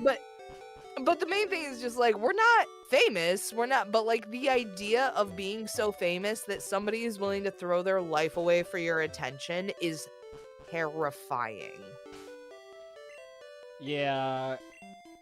Oh, guess what we just picked up? We got our 4th party member. It's... Meh. Okay, I really hope that my PNG tuber didn't pick up any of that, so hopefully that didn't hurt anybody's ears, but I did just scream. Oh, okay. And we... What is with its fucking face? Why does its face look like Shadow the fucking Hedgehog? Maria. Maria! Why'd you have to die, Maria? Dude, when I tell my coworkers / family members / people I love where I'm like, yeah, no, I mean, like, that's just a pinnacle point of the story of Shadow the Hedgehog is that Maria dies and they just sort of nod and look at me. Okay. It's Yeah, exactly it's the look true. they give me. This whole arc in Adventure 2 was about grief and mourning, and then he was supposed to die in Adventure 2 and stay dead, but he got brought back by popular demand, so he's just in a permanent state of anger and not liking people. He's literally just in a permanent state of edge, man. Yeah, Oh my god. I almost said it. I wasn't gonna, but you said it. So, okay, we're good. Yeah, he's just in a permanent state of fucking edging. He's living on the edge. Oh my god, Lydia said Evie looks so upset about being here. He was fine until you were his owner, and now he's just like, oh, what the fuck is this shit? So this is gonna be tough. I gotta remember I think it's this floor. Let me see the prices on things. Yeah, I don't know. 2100 is definitely the evolution stones if this is Oh, the is it? floor. Okay. No. I'm saying like if this is the floor where they sell them, the fact that there's 3. All right, I was gonna say buy 1 and see if maybe it gives you. I don't know. I don't know. I'm gonna soft reset if it's until we get the one that's the Firestone. Oh my god. This is gonna be a fucking super awkward, but here, grab a glass of You orange should juice. double Try check. not to reach through the screen, cause here we go. You need to double check. Did you? No, don't save. What do you mean don't save? I didn't use them yet. But we just bought them, and I don't know if that's actually it. Oh, I can just deposit the other ones. It's fine. Okay. So, okay, let's see what this one is. Oh my god, was I right? Well, it's gonna. Okay, no, this one's Vaporeon. Oh my god, you. The creepypasta is fucking real. Oh my god, it looks like a dog, dude. Arf, arf! It's me, Vaporeon. Arf, arf. Oh my god, I can't believe I just got that right. I changed the colors. What the fuck? I changed the colors. How dare you? How dare you do that? Cryptid lives back on a different account. Said, do you know about the evil original L named Birthday? What? Is that like a scrapped character that is going to be a character called Birthday? Maybe. I'm not sure. Okay, so Lydia is trying to make fun of me for using, specifically trying to make fun of you for using Flareon in 2025. I think I need to school them for like half a second. We already have a fire guy too. We got Charmeleon, but I know Flareon is your favorite, so we're gonna run with it. I was gonna say I appreciate you. I am specifically Now we're turning on blue. my webcam to be like, no. You need to understand. Look at this. Look at this unbridled love that I have for Flareon. Oh, that's Kirby. Sorry. That's a Kirby wall. Yeah, put it on the Flareon wall. Hang on. So people I'll have to edit this onto when I eventually edit this on YouTube. But yeah, Kyo has like a ton of Flareon and Kirby merches. There we go, blue Flareon. Here we go, and it looks great. Yes! It actually really does. Oh my god. I love it. Okay, so we got La Creatura on our party now. La Creatura! Yeah, sorry for the awkward and unlit film of my recording room. Y'all cannot underestimate how much I love this stupid fiery bullshit fucking fox. He has no moves. He is relatively useless in terms of gameplay. And he's the cutest fucking evolution that there is. It's so good.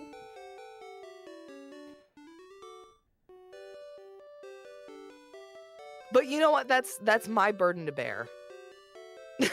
Because unfortunately, one of my favorite Pokemon is also one of the most useless Pokemon in the entire Pokedex. Beyond Birthday's goal was to find out if a human can die of an internal hemorrhage without rupturing any organs. Okay, so Beyond Birthday is a Death Note villain from a prequel. Yes, I do. No, and yes. Yes, I... Hang on. No, yes and no. I love this. This is fun. We're having fun. Are we fun?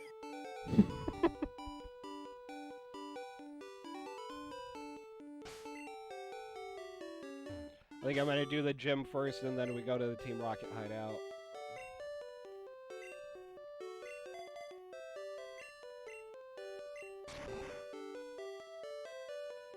Okay, she's upset. No, She's looking- motherfucker. Y'all motherfuckers think you can school me in what Beyond Birthday is? Are you serious? Are you serious right now? You think I don't own that fucking book? You think I don't own it? Rude. You seriously underestimate my obsession. I'm just saying. I own the novel, bitches. Anyway. Yeah, Raven said the eyes on the Poliwhirl are nostrils. And also that she's telling Trevor about our not knowing Yu-Gi-Oh stuff. Wait. She's writing us out to Trevor about not knowing. You think that I wasn't one of the original simps for Bakura?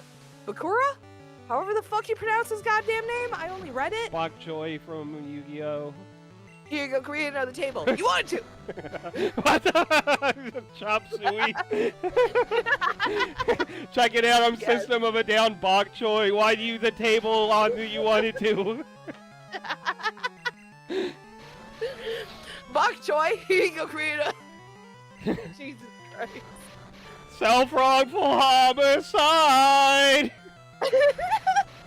Welcome. The Cryptid Lip said the old dude who helps L made an orphanage in order to try to make enhanced people like L, and he made one and his name was Birthday. Okay. Or B. He named himself. He named himself Birthday. No, of all the he choices...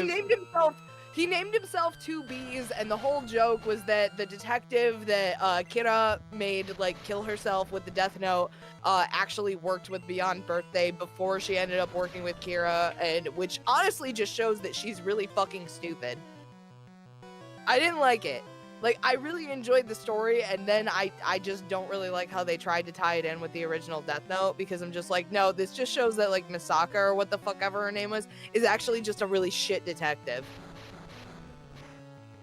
Like, somehow she managed to, like, work with the original, like, somebody who was trying to impersonate L, and didn't pick up on it, ended up, at the end of the novel, actually interacting with L, and then couldn't tell the difference with somebody, like, dude, you've worked with, like, two of the greatest detectives in the world, even though Beyond Birthday was a fucking, like a narc and somebody who was just an impersonator, you still technically worked with L for at least a chunk of this story, and you still couldn't tell the fucking thing. Anyway, Misaka's really fucking stupid. Flareon died. We're changing the channel to R.I.P. Flareon. Oh no. Oh, look at that thing. That... What am I allowed to say without us getting demonetized? Well, I already said that Ekans doesn't have a mouth and it's just got a big fucking sucker instead. So anything that's... No, that's a big fucking sucker if I ever seen one. And now I don't. I put it away for you. I put it away for you. Congratulations, you've scarred this last for life. Yeah, you got the Weeping Bell. What do you expect? You got the weird freaking monster. You know what sucks? That old man is literally just staring in there like, this gym's full of girls. So I imagine after you fuck their Weeping Bell to death, he's just gonna look at you and be like, what the fuck, dude? Yeah, that guy.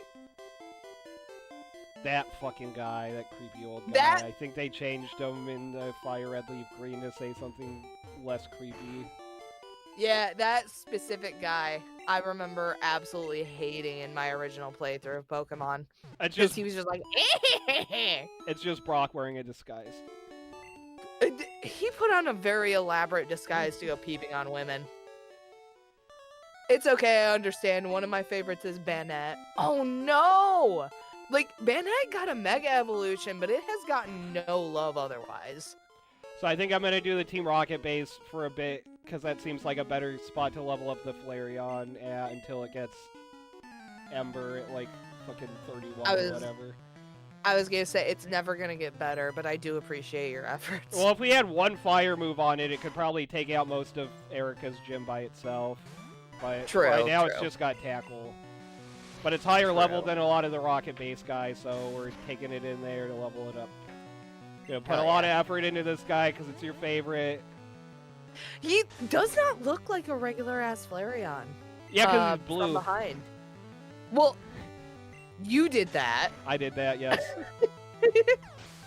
But also, like, just looking at the tail and looking at the way that, like, that head looks like it's gotten its face bashed in with a hammer. Like, what the fuck happened to my poor guy? Am I crazy? It looks like half of its head's caved in. It kind of does, yeah. It's a little upsetting. But I'm not gonna lie, all of the evolutions look really upsetting from behind in Pokemon Green. Yeah. A lot of Pokemon look terrible in Pokemon Green in general. I think they kept the same back sprites on the English, like red and blue. So that is what it looks like here, too. That's not just a green version thing. Wow. Fucking R.I.P. Flareon. Hey! It's catching on. It's a new channel named R.I.P. Flareon. She said the thing!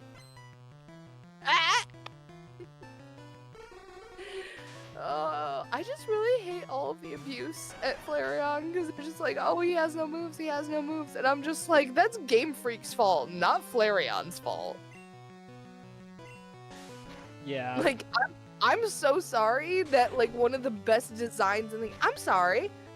I will say that Flareon is a much better fire fox, fire dog, fire cat, whatever you decide to designate Flareon as, much better fire animal design than Vulpix. I fucking said it. Because at least you hot can... take. Dude, it's not, though. Because looking at Flareon, you can tell that it is based in fire. If you're looking at a Vulpix or a Ninetales, if you don't know anything about Pokemon, you would have no idea that fire was their type.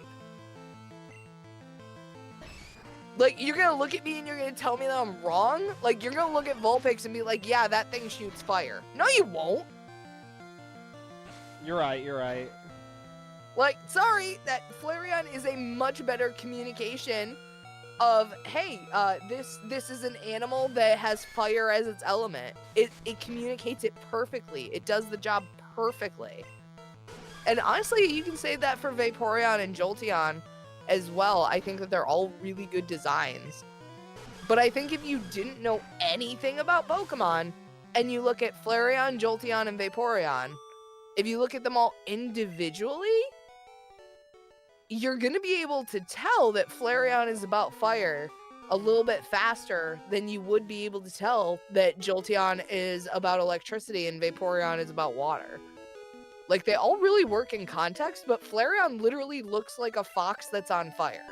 It's perfect. It's one of the most perfect fucking Gen 1 designs that they ever did. Flareon is a really good design. It's such a good design. Did I- Okay, Lydia.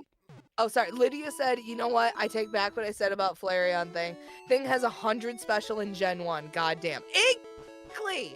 Before it got the really shitty debuff in Gen 2. It was really good! And then, I think without context, you would think that Vulpix was a normal type. Exactly. Without context, you'd think that Vulpix was just a fox. You know what I mean? And Ninetales was just a special fox. If you were from Japan, you could probably be like, oh, it's a nine-tailed fox, foxfire. Like, you've got the cultural background to know that this is probably based in fire. Anywhere else? Nah, that just looks like a fucking fox, bro. But Flareon? That's a fire fox. Anyway, continue. My girl gets a lot of hate. My girl/boy, it has like the 82% male rate. But Flareon gets a bad rap. I will always go to bat. I will always go to bat for Flareon.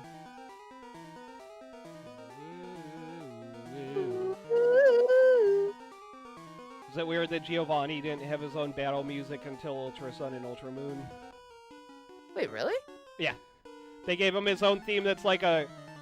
That was the first time they gave him his own battle music, and it's like a mix of the Rocket Base theme from this game and the Team Rocket battle theme from Gold and Silver, but really, like, slow and dramatic. Oh, I love that. I mean, I don't love that he didn't get his own music until then. Yeah, not a lot of people had their own music in the first two gens. And they didn't... I still think they should have given him his own music in the remakes in Fire Red Leaf Green. I agree. And I'm shocked they didn't. Like, this is news to me.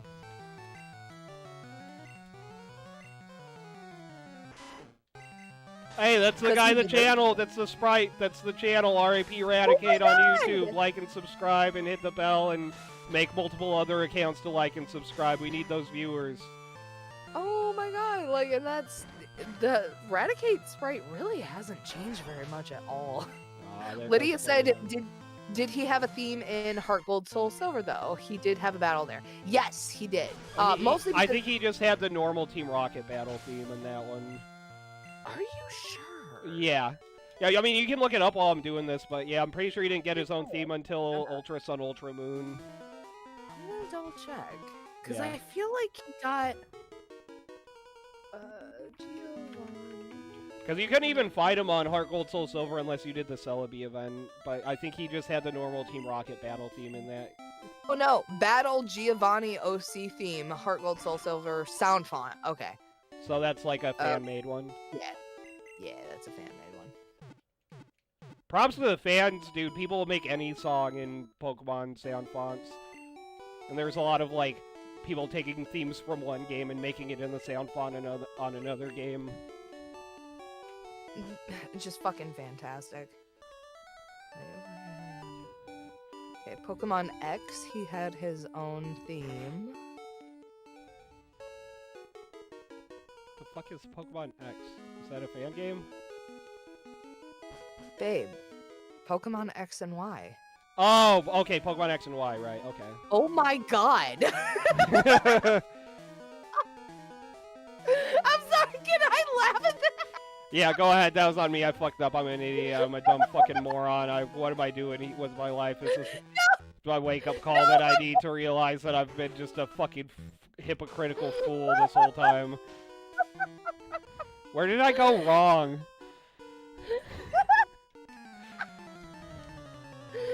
What the? Are you just making that shit up? What's Pokemon X? Oh my god. You killed me. You've killed me. Killed me. Okay, I'm trying to look on Bulbapedia and it's only telling me like strategies for knocking him out. Yeah, I'm like entirely sure they didn't give him his own theme until Oh my god! In Ultra Sun and Ultra Moon, all of his Pokemon are kept in Master Balls.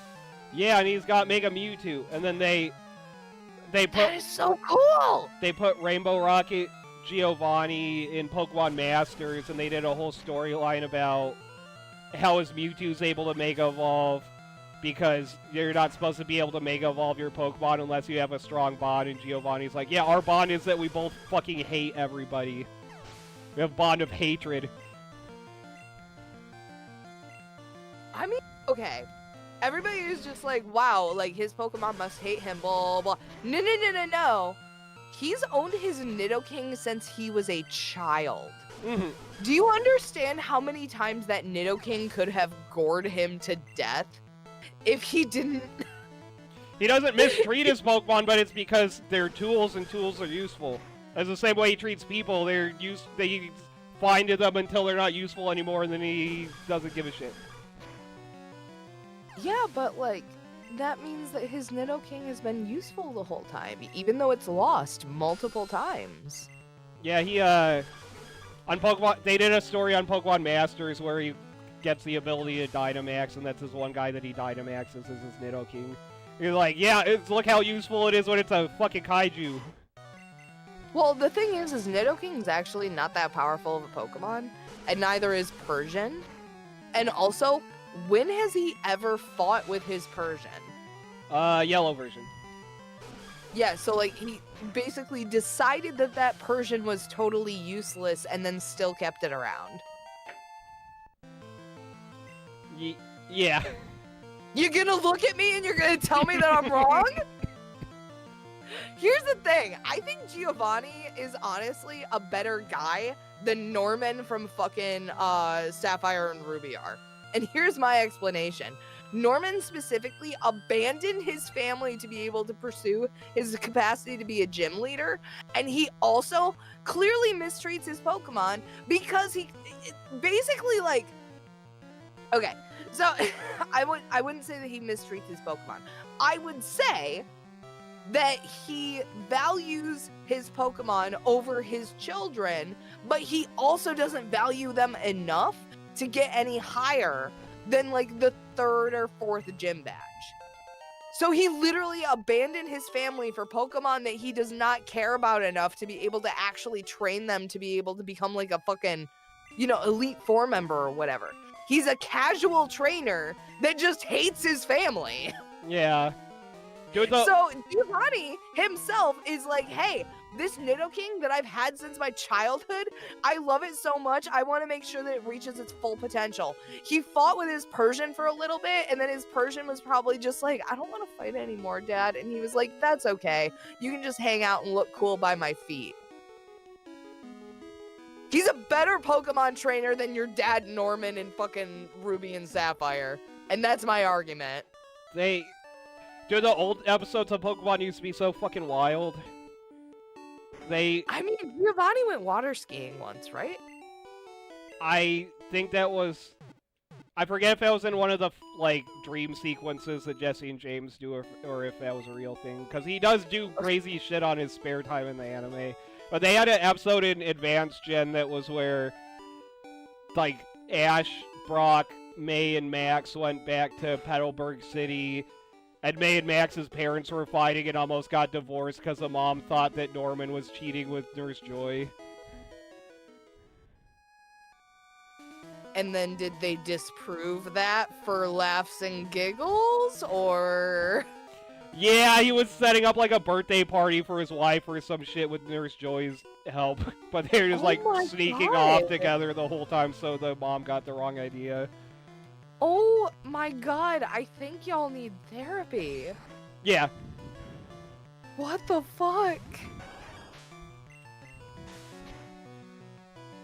Yeah, and Ash is like, wow, nobody's Pokemon battling, I'm out of here.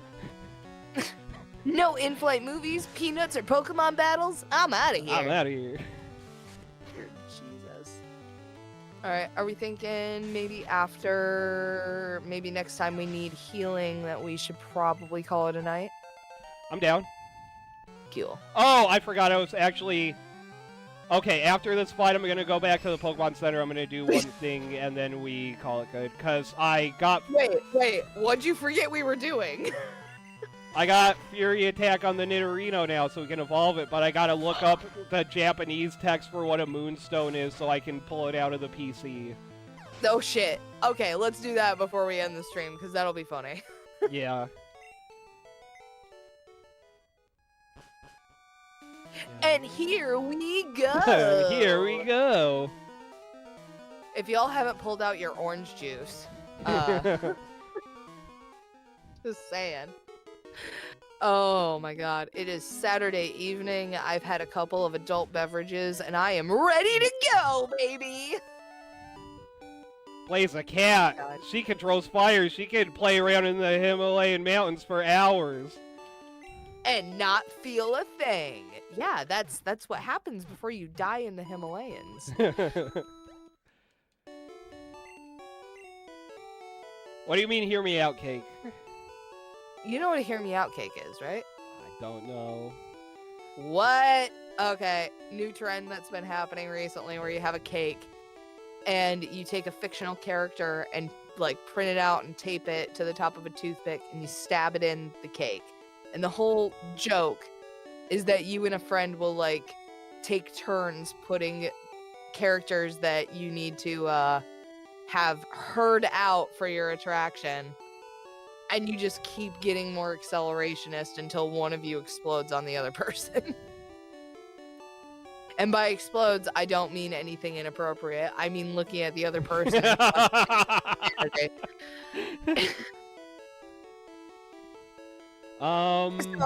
So are there any Pokemon trainer sprites specifically that you would put? Because mine is the hiker. The big guy? Yeah. Okay, so I think I lost the game already. What the fuck? Are you serious? That's so vanilla. That well, you just the fucking weirdest looking motherfucker immediately. He's really not. He's super confident. He's got a really nice beard. He's clearly got a jovial laugh, a love for life. He's clearly very physically competent because he's a hiker. Like, honestly, I don't even think you gotta hear me out on that one. I feel like that one's just a given. Okay. But apparently I'm the weirdo here. I figured this would be a nice light conversational topic for the last couple minutes of the stream, but I've apparently ended it already. I like Drasna a lot, the Dragon Elite 4 lady from X and Y. And she makes comments in like the anime and stuff about feeling old, but that Freak League had a bunch of the like canon character ages. I think she's only like fucking 40 or some shit. What? That's not old. That's not old. Oh no. We were just talking about this motherfucker. And he looks cool. Oh my god. No, that's a she. She got them titties. Why the fuck did they give her titties? You're gonna look at me and you're gonna tell me that I'm wrong? Buff pecs. Buff pecs. They gave her titties. Got those Nidoking titties. Here's the thing. They didn't just give her titties. They gave her a teeny tiny triangle bikini bottom underneath the titties. Like, that's inexcusable. Inexcusable.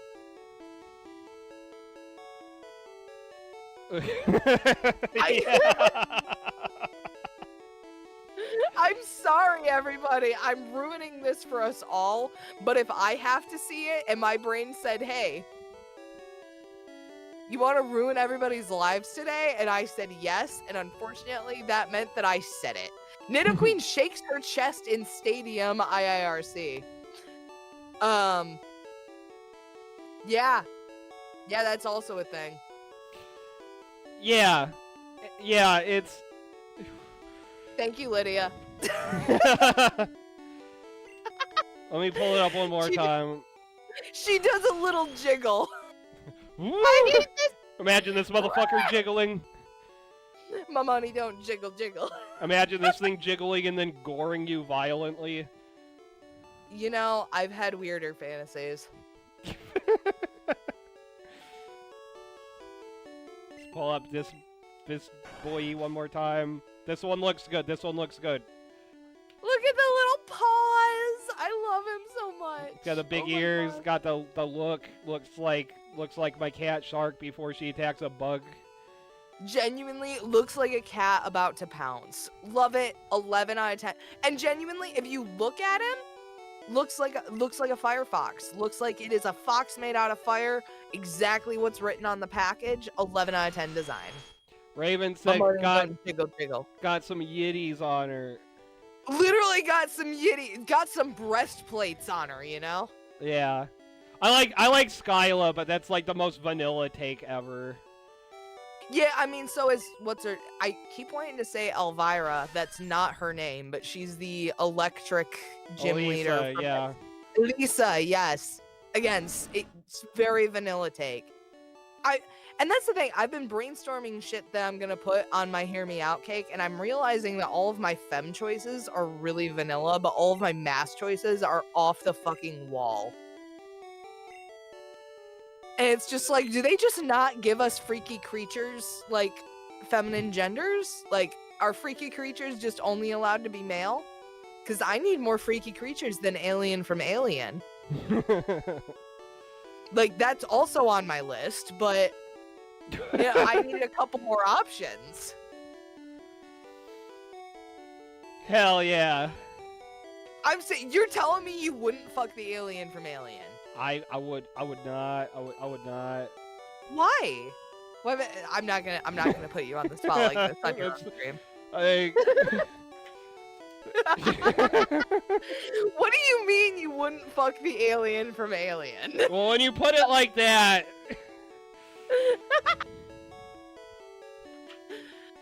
I'm saying. Okay, and I will give you guys a preview of one of the weirder ones that's on my cake. Because I am bisexual. And, so Pyramid Head and the bobbleheaded nurses from Silent Hill 2. Okay. Okay, the nurses are fine, and I don't get the Pyramid Head thing, but everybody's fucking hot for Pyramid Head. Dude, have you seen his abs? No, I'm more distracted by the fucking pyramid for a head. Do you understand how strong his body has to be to hold up that pyramid head? Yeah, you're right. He should have a freakishly large, like, buff neck. Yes! That's hot! How is the xenomorph not the weird one? Here's the thing, they get weirder. They get weirder. Actually, one of the things that most people in my personal life know about me is that I'd fuck the triangle from Gravity Falls. So, yeah, immediately. And that's the one that most of my friends know. And that one's not weird. I'm just saying, so like, if I'm looking at Bill Cipher from fucking Gravity Falls, and then I'm looking at the alien from Alien, objectively, the triangle is a little bit weirder. And I'm like, this is one of my more vanilla responses. And now I'm just stuck. Now I'm just stuck here. Because the alien from Alien is absolutely one of the weirder femme responses. But Bill Cipher is one of the more normal mask responses. So like, what do I do here? Okay, I gotta read some comments now, because this is getting us some comments on RIP Radicate on YouTube. Like and subscribe. Hell yes. This is the content that I was hoping for. Raven said, "Get up in that Xenosi," referring to the aliens thing. Get that Xenosi, baby. She got 2 mouths for a reason. Raven also said, "Keo is so right, though. Pyramid Head is pretty hot." See, that's what I'm saying. Everybody loves Pyramid Head. I don't see it, probably because I'm hetero. And because I'm distracted by the fucking pyramid for a head. That's all I noticed is the pyramid for a head. But yeah, I guess he's got some cool abs too, sure. You see the abs with me. You see the appeal with me. You fucking pyramid head Jussie. We get it. I'm saying. Also, because of the lore that like Pyramid Head never actually wants to like injure and kill James, he's actually more like a guardian spirit in the video game. So like if you want to get that deep with it, he's not just sexy, he's protective. He wants to make sure that you're good before he murders you. It's like a praying mantis. Exactly. And that's your favorite bug. So don't pretend like you don't get it. Okay, I don't like that about praying mantises, but okay. That's not why I like praying mantises. It's not the fact that they finish having sex and eat their partner's head if they're fucking hungry. Okay, that's also not why I think that Pyramid Head is attractive. I'm looking at the abs and the neck. Okay. You know what I mean? Then got that. Cryptid Liv said, "That's not a hear me out. Everybody wants to frick those two. You want to hear me out?" Koro Sensei from Assassination Classroom. And Raven said, yes, Koro. Oh, are you kidding me? That's also not even that's not even a hear me out. You understand, like, tentacles automatically make somebody a non-hear me out. But whenever I try and make that argument about Bill Cipher, people scream at me. I'm just like, oh, he has multiple hands, he has tentacles, and they're just like, no, he's a triangle. And that all of a sudden, Koro from Assassination Classroom, like, Sensei from Assassination Classroom is totally fine. Bobble-headed fucking Walmart smiley face motherfucker is totally fine, but Bill Cipher isn't. I see how y'all are. Fucking bullshit.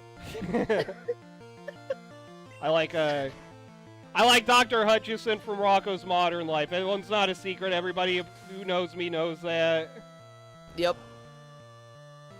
And that's That also was my I first feel like fictional character crush. I was feel like, that's all the really- jokes on Rocco's Modern Life were way the fuck beyond my understanding as a very small child, but every time the fucking doctor lady with the big, huge, creepy smile and the hook hand came on, I was like, okay, I like this show. I feel like that's not even too much of a hear me out, because if you watch her scenes, because like you showed me a couple of like excuse me, a couple of montages of her. Is that the right word? It was like of clips. Yeah, a clip montage from Rocco's Modern Life with her in it, and I was just like, no, I get it. Like she's not only cute, but she's reassuring. She really wants to make sure that you're doing well. She just has a really creepy smile and a really creepy hook hand, and she's probably wiped wrong a few times, and that's her burden to bear. Like that's not. Yeah, she's a very nice lady, and she's always very positive and cares about people a lot. She's just unintentionally creepy looking because she's got a fucking hook for a hand and a big creepy smile that takes up her whole face. Yeah, I can't blame her for that. But you're okay. So you're saying that it's not her fault that she has a big creepy fucking face, but you're telling me that it's Pyramid's head's fault that he has a pyramid on his head. Double standards.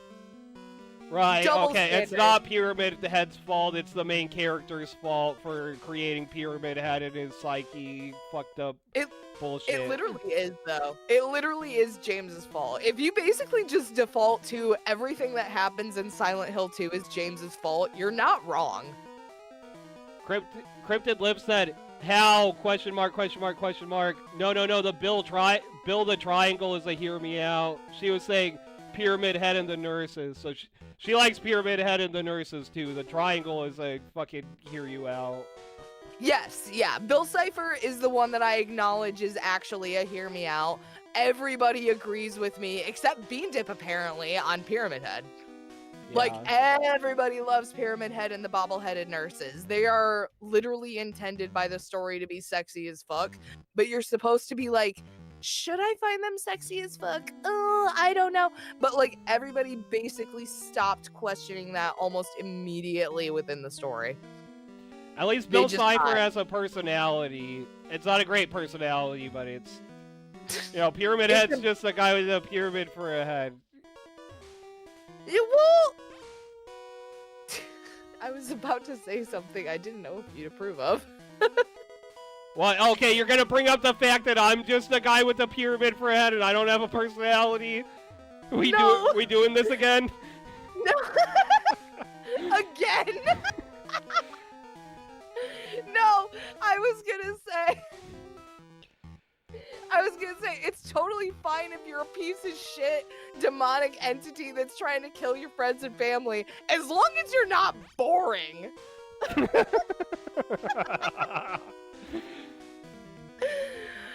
Oh my god, that's your standard? Like, at least Bill Cipher can have a conversation with you.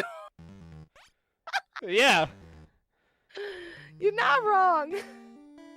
Oh my god. I don't know, man. Whenever I talk to normies, they're just like, what do you mean you want to fuck a triangle? And I'm like, I don't want to fuck a triangle. I want to fuck the concept of a triangle. And they go, okay, that's worse. You know how that's worse, right? And I go, no, actually, I don't know how that's worse. Elaborate. And then they just sort of make gestures at me. You know what? I don't think this friendship's working out. And then I'm saved one more Christmas card. I showed you the Christmas card I got, right? Yeah, you got one Got from that. the creators of Angel Hair. Yeah, the East Patch, because I'm on the Patreon. These ones came out I guess normally they show up before Christmas. These ones they ship late because they both got COVID and they didn't want to spread the germs in the mail. That's not how that works, but I do appreciate that. Okay, Like, that's actually not how that works. so maybe now we do this fight and then we save and we call it good. Alrighty, All right, alright. because we And want not to say like, hey, fuck them for thinking that. No, it's just like if you send something through the mail, they actually like put it through an X-ray machine, which is more than enough radiation to murder any COVID germs. You know? Okay. Oh, that's the cure for COVID. It's, I mean, not for humans, but it will murder any COVID germs on an envelope by sticking it through a radiation machine. Okay, okay. Because they gotta make sure that you're not sending arsenic through the mail, you know what I mean? Wait, that's illegal? Babe, how many I'm times kidding. have you sent arsenic to your fucking loved ones? Uh, Speak closely and clearly into the microphone. How many Zero! times? And now it is going to remain 0. Oh my god, Lydia said, I'm very vanilla, so I think my only hear me out is, is that Echidna? From what, ReZero? Yes, from ReZero. Yeah, She's she's a a witch sociopath and she's agreed. technically dead. Oh, well, She's very pretty, but no. she's very, very bad person. Like, it's one thing to be a villain, but there's a part with her that made me, like, legitimately upset on a personal level. I don't want to spoil what ReZero's about. But Okay. Echidna's a I very haven't bad seen it. person, but she is very pretty. Okay. And that's the thing too. I feel like hear me outs, they fall into 2 categories, right? Where it's either a hear me out based off of like what people know about the series. So it's like, oh, hear me out. This is a really horrible like personally, if I were going to go for that, my hear me out would be Sang-woo from Killing Stalking. He's literally a serial killer. A sociopath and somebody who has kidnapped and basically what do they call it, like the syndrome where you get attached to your captor, like he's done that syndrome. to the he's basically a sociopathic serial killer that Stockholm syndromed the other main character, but I still would Okay. like, but that's because he's hot, not because of his like personality, you know what I mean? I feel like the juiciest hear me outs are based off of a combination of the 2 of them. Like the only reason that this dude in story gets away with all the shit that he does is because he looks like a fucking model, you know what I mean? The story would not even be like half as compelling if he was ugly as shit, right? Yeah. So that's not an interesting hear me out. This is basically just like hot dude gets away with sociopathic behavior, the novel, which, you know, I enjoy reading, but it's not an interesting hear me out. An interesting hear me out is like, I mean, I already said the alien, like the xenomorph from Alien. I already said Pyramid Head. Ryuk from Death Note. I feel like he'd be a very tender lover. Yeah, he'd be fine. I mean, he's the fucking death entity, but that's just his job. That's just his thing he does. And he's very fascinated by humans, so he would not, like, fuck me to the point that he broke me. You know what I mean? I'm sorry, that was really explicit. I feel like we look into way different stuff about this stuff of, like, you're like, yeah, this person's personality sucks, but they're hot, so it's fine, but you're also the one that's always, like, putting down furry stuff because you're like, oh, fur in my mouth. Oh, Raven and Cryptid Live just at the same time both commented in chat. They're... Oh my God. Okay, Raven said Ryuk smash. Cryptid Live said, I love Ryuk, I want him to break me, and Raven said hard smash. That one got some my reactions. God. Lydia also reacted and said, okay, now I'm gay, and Ryuk isn't even a hear me out. So everybody agrees that Ryuk is fuckable. And I guess I appreciate that we are... We're all on that level. Ryuk is fuckable. Thank you. Cryptid Live said he is an emo twink. That's my favorite. Yeah, that's the really least hear me out take, I guess, so far. Everybody that's watching this said, yes, Ryuk, smash Ryuk. Oh my god. I genuinely figured that that'd be a little bit more controversial than it is, but nope. I'm sorry, Dip. You're the odd one out. You're the only one here that wouldn't fuck Ryuk. I wouldn't fuck Ryuk because I'm not gay. That's the only reason. Ryuk's fine. Ryuk isn't even defined as masculine. Oh, you're right. We don't know what he's got going on down there. We have no idea what's... Honestly, if he has anything... He's got like a xenomorph tongue. Ryuk's got like a xenomorph tongue down there. I still would. Oh yeah, because you do that's two of your favorite things now. Obviously, you would. That's what I'm saying. Is like, wow, that's a 2-for-1, baby. I'm glad we did this extra 20 minutes of stream. It really went off the fucking rails. Really making sure that we knew Kyo's fucking taste. And I am so happy that everyone in chat's like, no, yeah, Ryuk is very fuckable. Because I thought that was a little bit more controversial to take. I'm very happy that it isn't, because it shouldn't be, goddammit. Ryuk is very fuckable. But also, like, his pants are so smashed down that there is no way that there's anything usable down there. Am I still missing the key?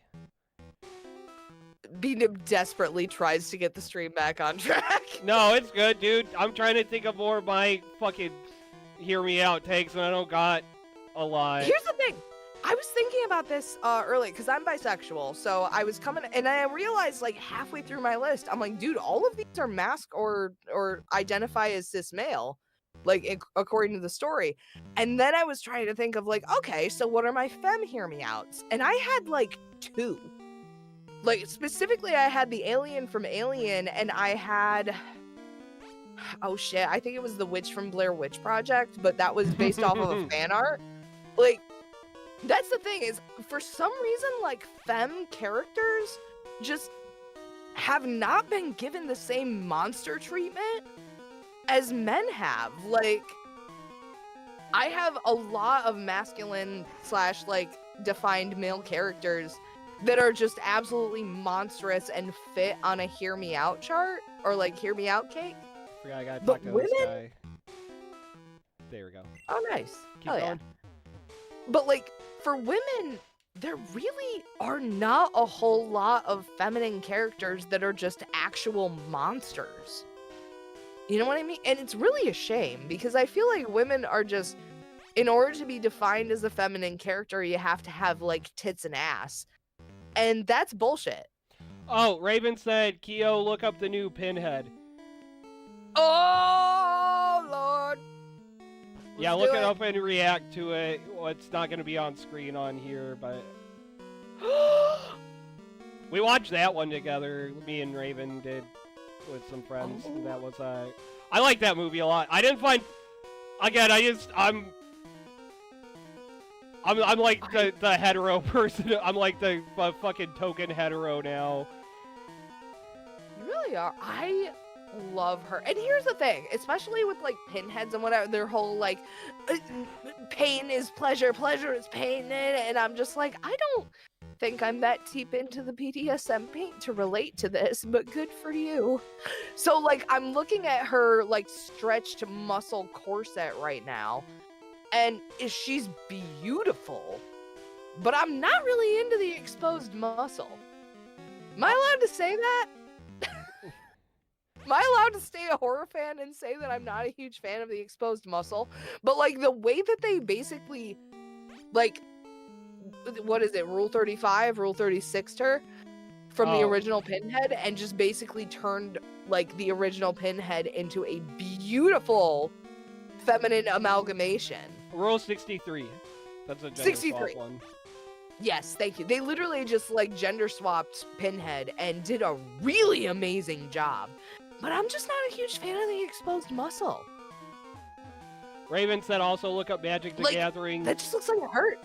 Elesh Norn. It's like ELESH NORN. MTG. Lord. That's a muscle mommy. Oh yeah? That's a muscle mommy milkers. Oh my fucking god. I want her. She looks like a mix. Oh my god, I fucked it up. I accidentally full screened on the wrong screen, and it prevented folks from seeing Pokemon on my stream. She looks like a mix between a hammerhead shark and Pinhead, but like in all the best ways possible. Oh, and oh shit, the lamb from Cult of the Lamb. Okay. Like she's very swishy. She's very skeletal. She has this beautiful. Oh no, Hylics. The RPG Maker game called Hylics. Is that the one with like the what is it like claymation or whatever? They're all weird. Yes. Looking? Yeah.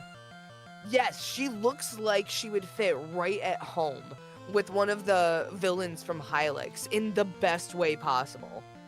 No, dude, like, okay, I know that I said, like, oh yeah, Pyramid Head and Bobbleheaded Nurses being on my Hear Me Out cake is like polar opposites of each other. I lied. Elish and Pyramid Head are basically on polar opposite sides of the same frame. Thank you so much. Oh my goodness. Thank you so much, Disrespectable Toilets, for following. Apparently, I said enough for a disrespectable toilet to think that I was good enough to follow. Thank you. Okay, here's a good hear me out. Cryptid Liv said, female, hear me out. Nala from the Loin King. No. She got the look though. She got No! the look though on that one scene. She got the look, but I'm not gonna fuck a lion. Same, that's a bit that one is a hear me out. That's a bit too far for me even. Like, here's the thing. That is perfect for a hear me out. But at the same time, it's just like, no, bitch, I'm not gonna fuck a lion. Like, I can't go that far on a hear me out cake. And she said another hear me out, Eve from Wall-E. Yes, I would fuck Eve from Wall-E. Okay. I would absolutely do that. I wouldn't fuck Wall-E. I would probably fuck the steering wheel, and I would fuck Eve. I haven't seen Wall-E, and you're like, yeah, I would fuck the steering wheel. Wait, so you have no idea what I'm talking about? I know who Wall-E and Eve are. I don't know about this fuckable steering wheel. There's a fuckable steering wheel. Dude, like, back me up. You said you'd fuck Eve. Tell me that steering wheel is also not fuckable. Like, he's just doing his primary prerogative. What is it? Primary derivative? Primary directive. Primary directive. I remember that one because RoboCop. Yes. That steering wheel is just following his primary directive, and he is very fuckable. Would you fuck RoboCop? I would fuck RoboCop if I had no desire to live through the next day. Okay. Oh my god. Slop my knob. Slop my knob. Slop my knob. Disrespectable Toilet said, I would fuck the steering wheel is so funny out of context. It is! I don't have context for this! He's like, yeah, I would fuck Eve and I would fuck the steering wheel. I'm sorry, what? And I'm refusing to add context. I would slob that knob. Cryptid Liv said, on theme, hear me out, Klefki. That's... You know? How? They got the key to your chastity belt. Don't think about it too hard.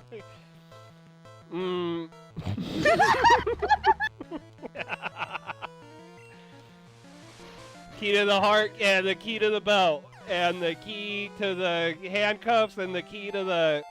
I can't do anything, it's just got keys to all the things. The key to your house. Yeah, the key to your house, your car, your work. Your life. Unfortunately, it has the key to your car. It's not letting you leave. Okay, Cryptid Liv said, I got a box he can open if you know what I mean. Oh god. I feel like... Do I know what you mean? I almost feel like that's... Okay, I was gonna say that's the most vile thing that's come up on this stream, but that's not true. There's been a lot of pretty vile shit. Yeah, we've said quite a bit. This is good conversation here on RIP Raticate on YouTube. Like and subscribe and hit the bell and tell YouTube to monetize us right now, even though we're only at like 14 subs.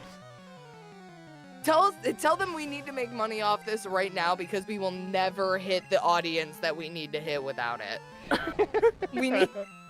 We need money so that we can bring this quality content to the rest of your family's ears. Don't you want to be hearing about this conversation at your family's next Thanksgiving dinner? Yeah, put us on Netflix. Give us a Netflix show that's just the same shit we're doing now. You can't do that. The Try Guys went on Netflix, and that was the fucking nail in their coffin. Give us a live action adaptation. Lydia said there are a lot of out of context quotes in here. Raven said, you know, Weeping Bell gives that sloppy toppy. Sloppy toppy for your nappy. Oh, that Weeping Bell we saw earlier was oh, jeez. Ah! What's wrong with his face? I could use that face like a cutting board. That's scary. That's scary. I don't like it. I don't like it. Honestly, it'd be... Oh. I'm reminded of its stupid face every time I have to see it. I'm kind of trying to figure out which one. They all have the same icon except for the Flareon. The Flareon is a bull. Guess we're using this guy for the first time, I think. Why not? That is the first time I've seen that back sprite.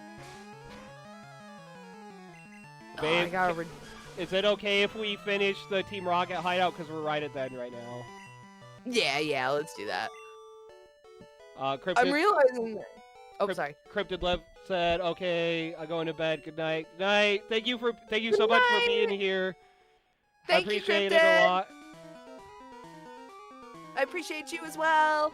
I hope you have a good sleep. She had some good commentary. She had some good hear me outs that were real hear me outs. So Actual hear me outs. I appreciate that. You're just over here like Rocco's Modern Life, and we're just like pathetic. Pathetic. Pathetic. Straight man with his supposed hear me outs. You know nothing. Genuinely though, like it's just such a shame that feminine characters do not get the representation of just horrendous cryptid designs that they deserve to, you know? Yeah. Yeah, I'm all about some monster girls, and there's not enough in the world. No, here's the thing. Monster girls, hot as fuck. Monster boys are allowed to look hideous as fuck and people still think they're hot. You know what I mean? Yeah. Like, monster girls still have to have, like, shapely legs and waists and tits. Which, you know, I'm not complaining about. I like my monster girls with nice shapely forms. But, like, I also want some fucking aliens from Alien. I want some, like, monsters that will rip my face in half, but I still find them sexy. Like, what's her bitch from the Rick and Morty episode? Wait, Like, the alien-inspired design for Beth. Oh, the alternate timeline, Beth. Yes, I'd let her rip me 3 new faces. Okay, so this Kangaskhan looks fine, but the baby's got something going on. I think the baby is like trying to suck on her arm. I don't know what's happening there. It's like bleh. Blech. It's either trying to vomit, like it's trying to reach out of her pocket to like puke on her shoe, or it's trying to eat her arm. I don't know which. Or it's just trying to like lean out and fight. None of those situations are gonna work out well for it though. Yeah. Mom, I throwed up. Mom, I threw up again. I threw up again. Hey, Giovanni, you suck shit. You just got your ass beat by a child. How's that feel? Yeah, get used to it, bud. Get used to it. It's gonna happen again. Oh, out of your room. inventory's full. What do I have I can use now? I don't know, bro. This is in fucking Japanese. There, that did Sure. something. That did something. It sure did. How was It's still full. Got another You one? had to. Oh, yeah, okay, that was some actually, while I'm here real quick, what other ones of these are... I'm gonna use all the stat boosting stuff we got on the Flareon real quick. Wait, is that stat boosting? I believe so. Okay. It's probably useless on the Flareon. Oh no! What have I done? Okay, I'll get it. Okay, we can call it good here, and I'll loop back and get it once we're off. Oh my fucking god. I got. Did you just do that? Yeah. Okay, I'll go back and get it once we're off. Are you fucking kidding me, babe? It'll be quick to go back there, but yeah. Okay. I mean, yes, Thanks but for I coming am in. going to make fun of you. Okay, thanks for coming in. I fucked up. I ruined it. We had such a good time, and I ruined it, and I made it bad. You really didn't ruin it. That was honestly the funniest fucking thing you could have done. I'm just sorry that you did that. Raven said R.I.P. And speaking of R.I.P., it's like you know what I'm gonna say. Grab a glass of orange juice, like and subscribe. R.I.P. Eradicate. Tell your friends, tell your family, tell your neighbors, tell strangers. Tell strangers? How do I start that conversation? Hi, have you liked and subscribed to R.I.P. Eradicate on YouTube?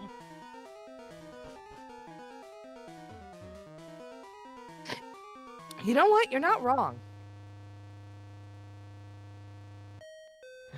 Raven said putting the R.I.P. in R.I.P. Eradicate. Literally the rip. You have ripped it. You ripped it!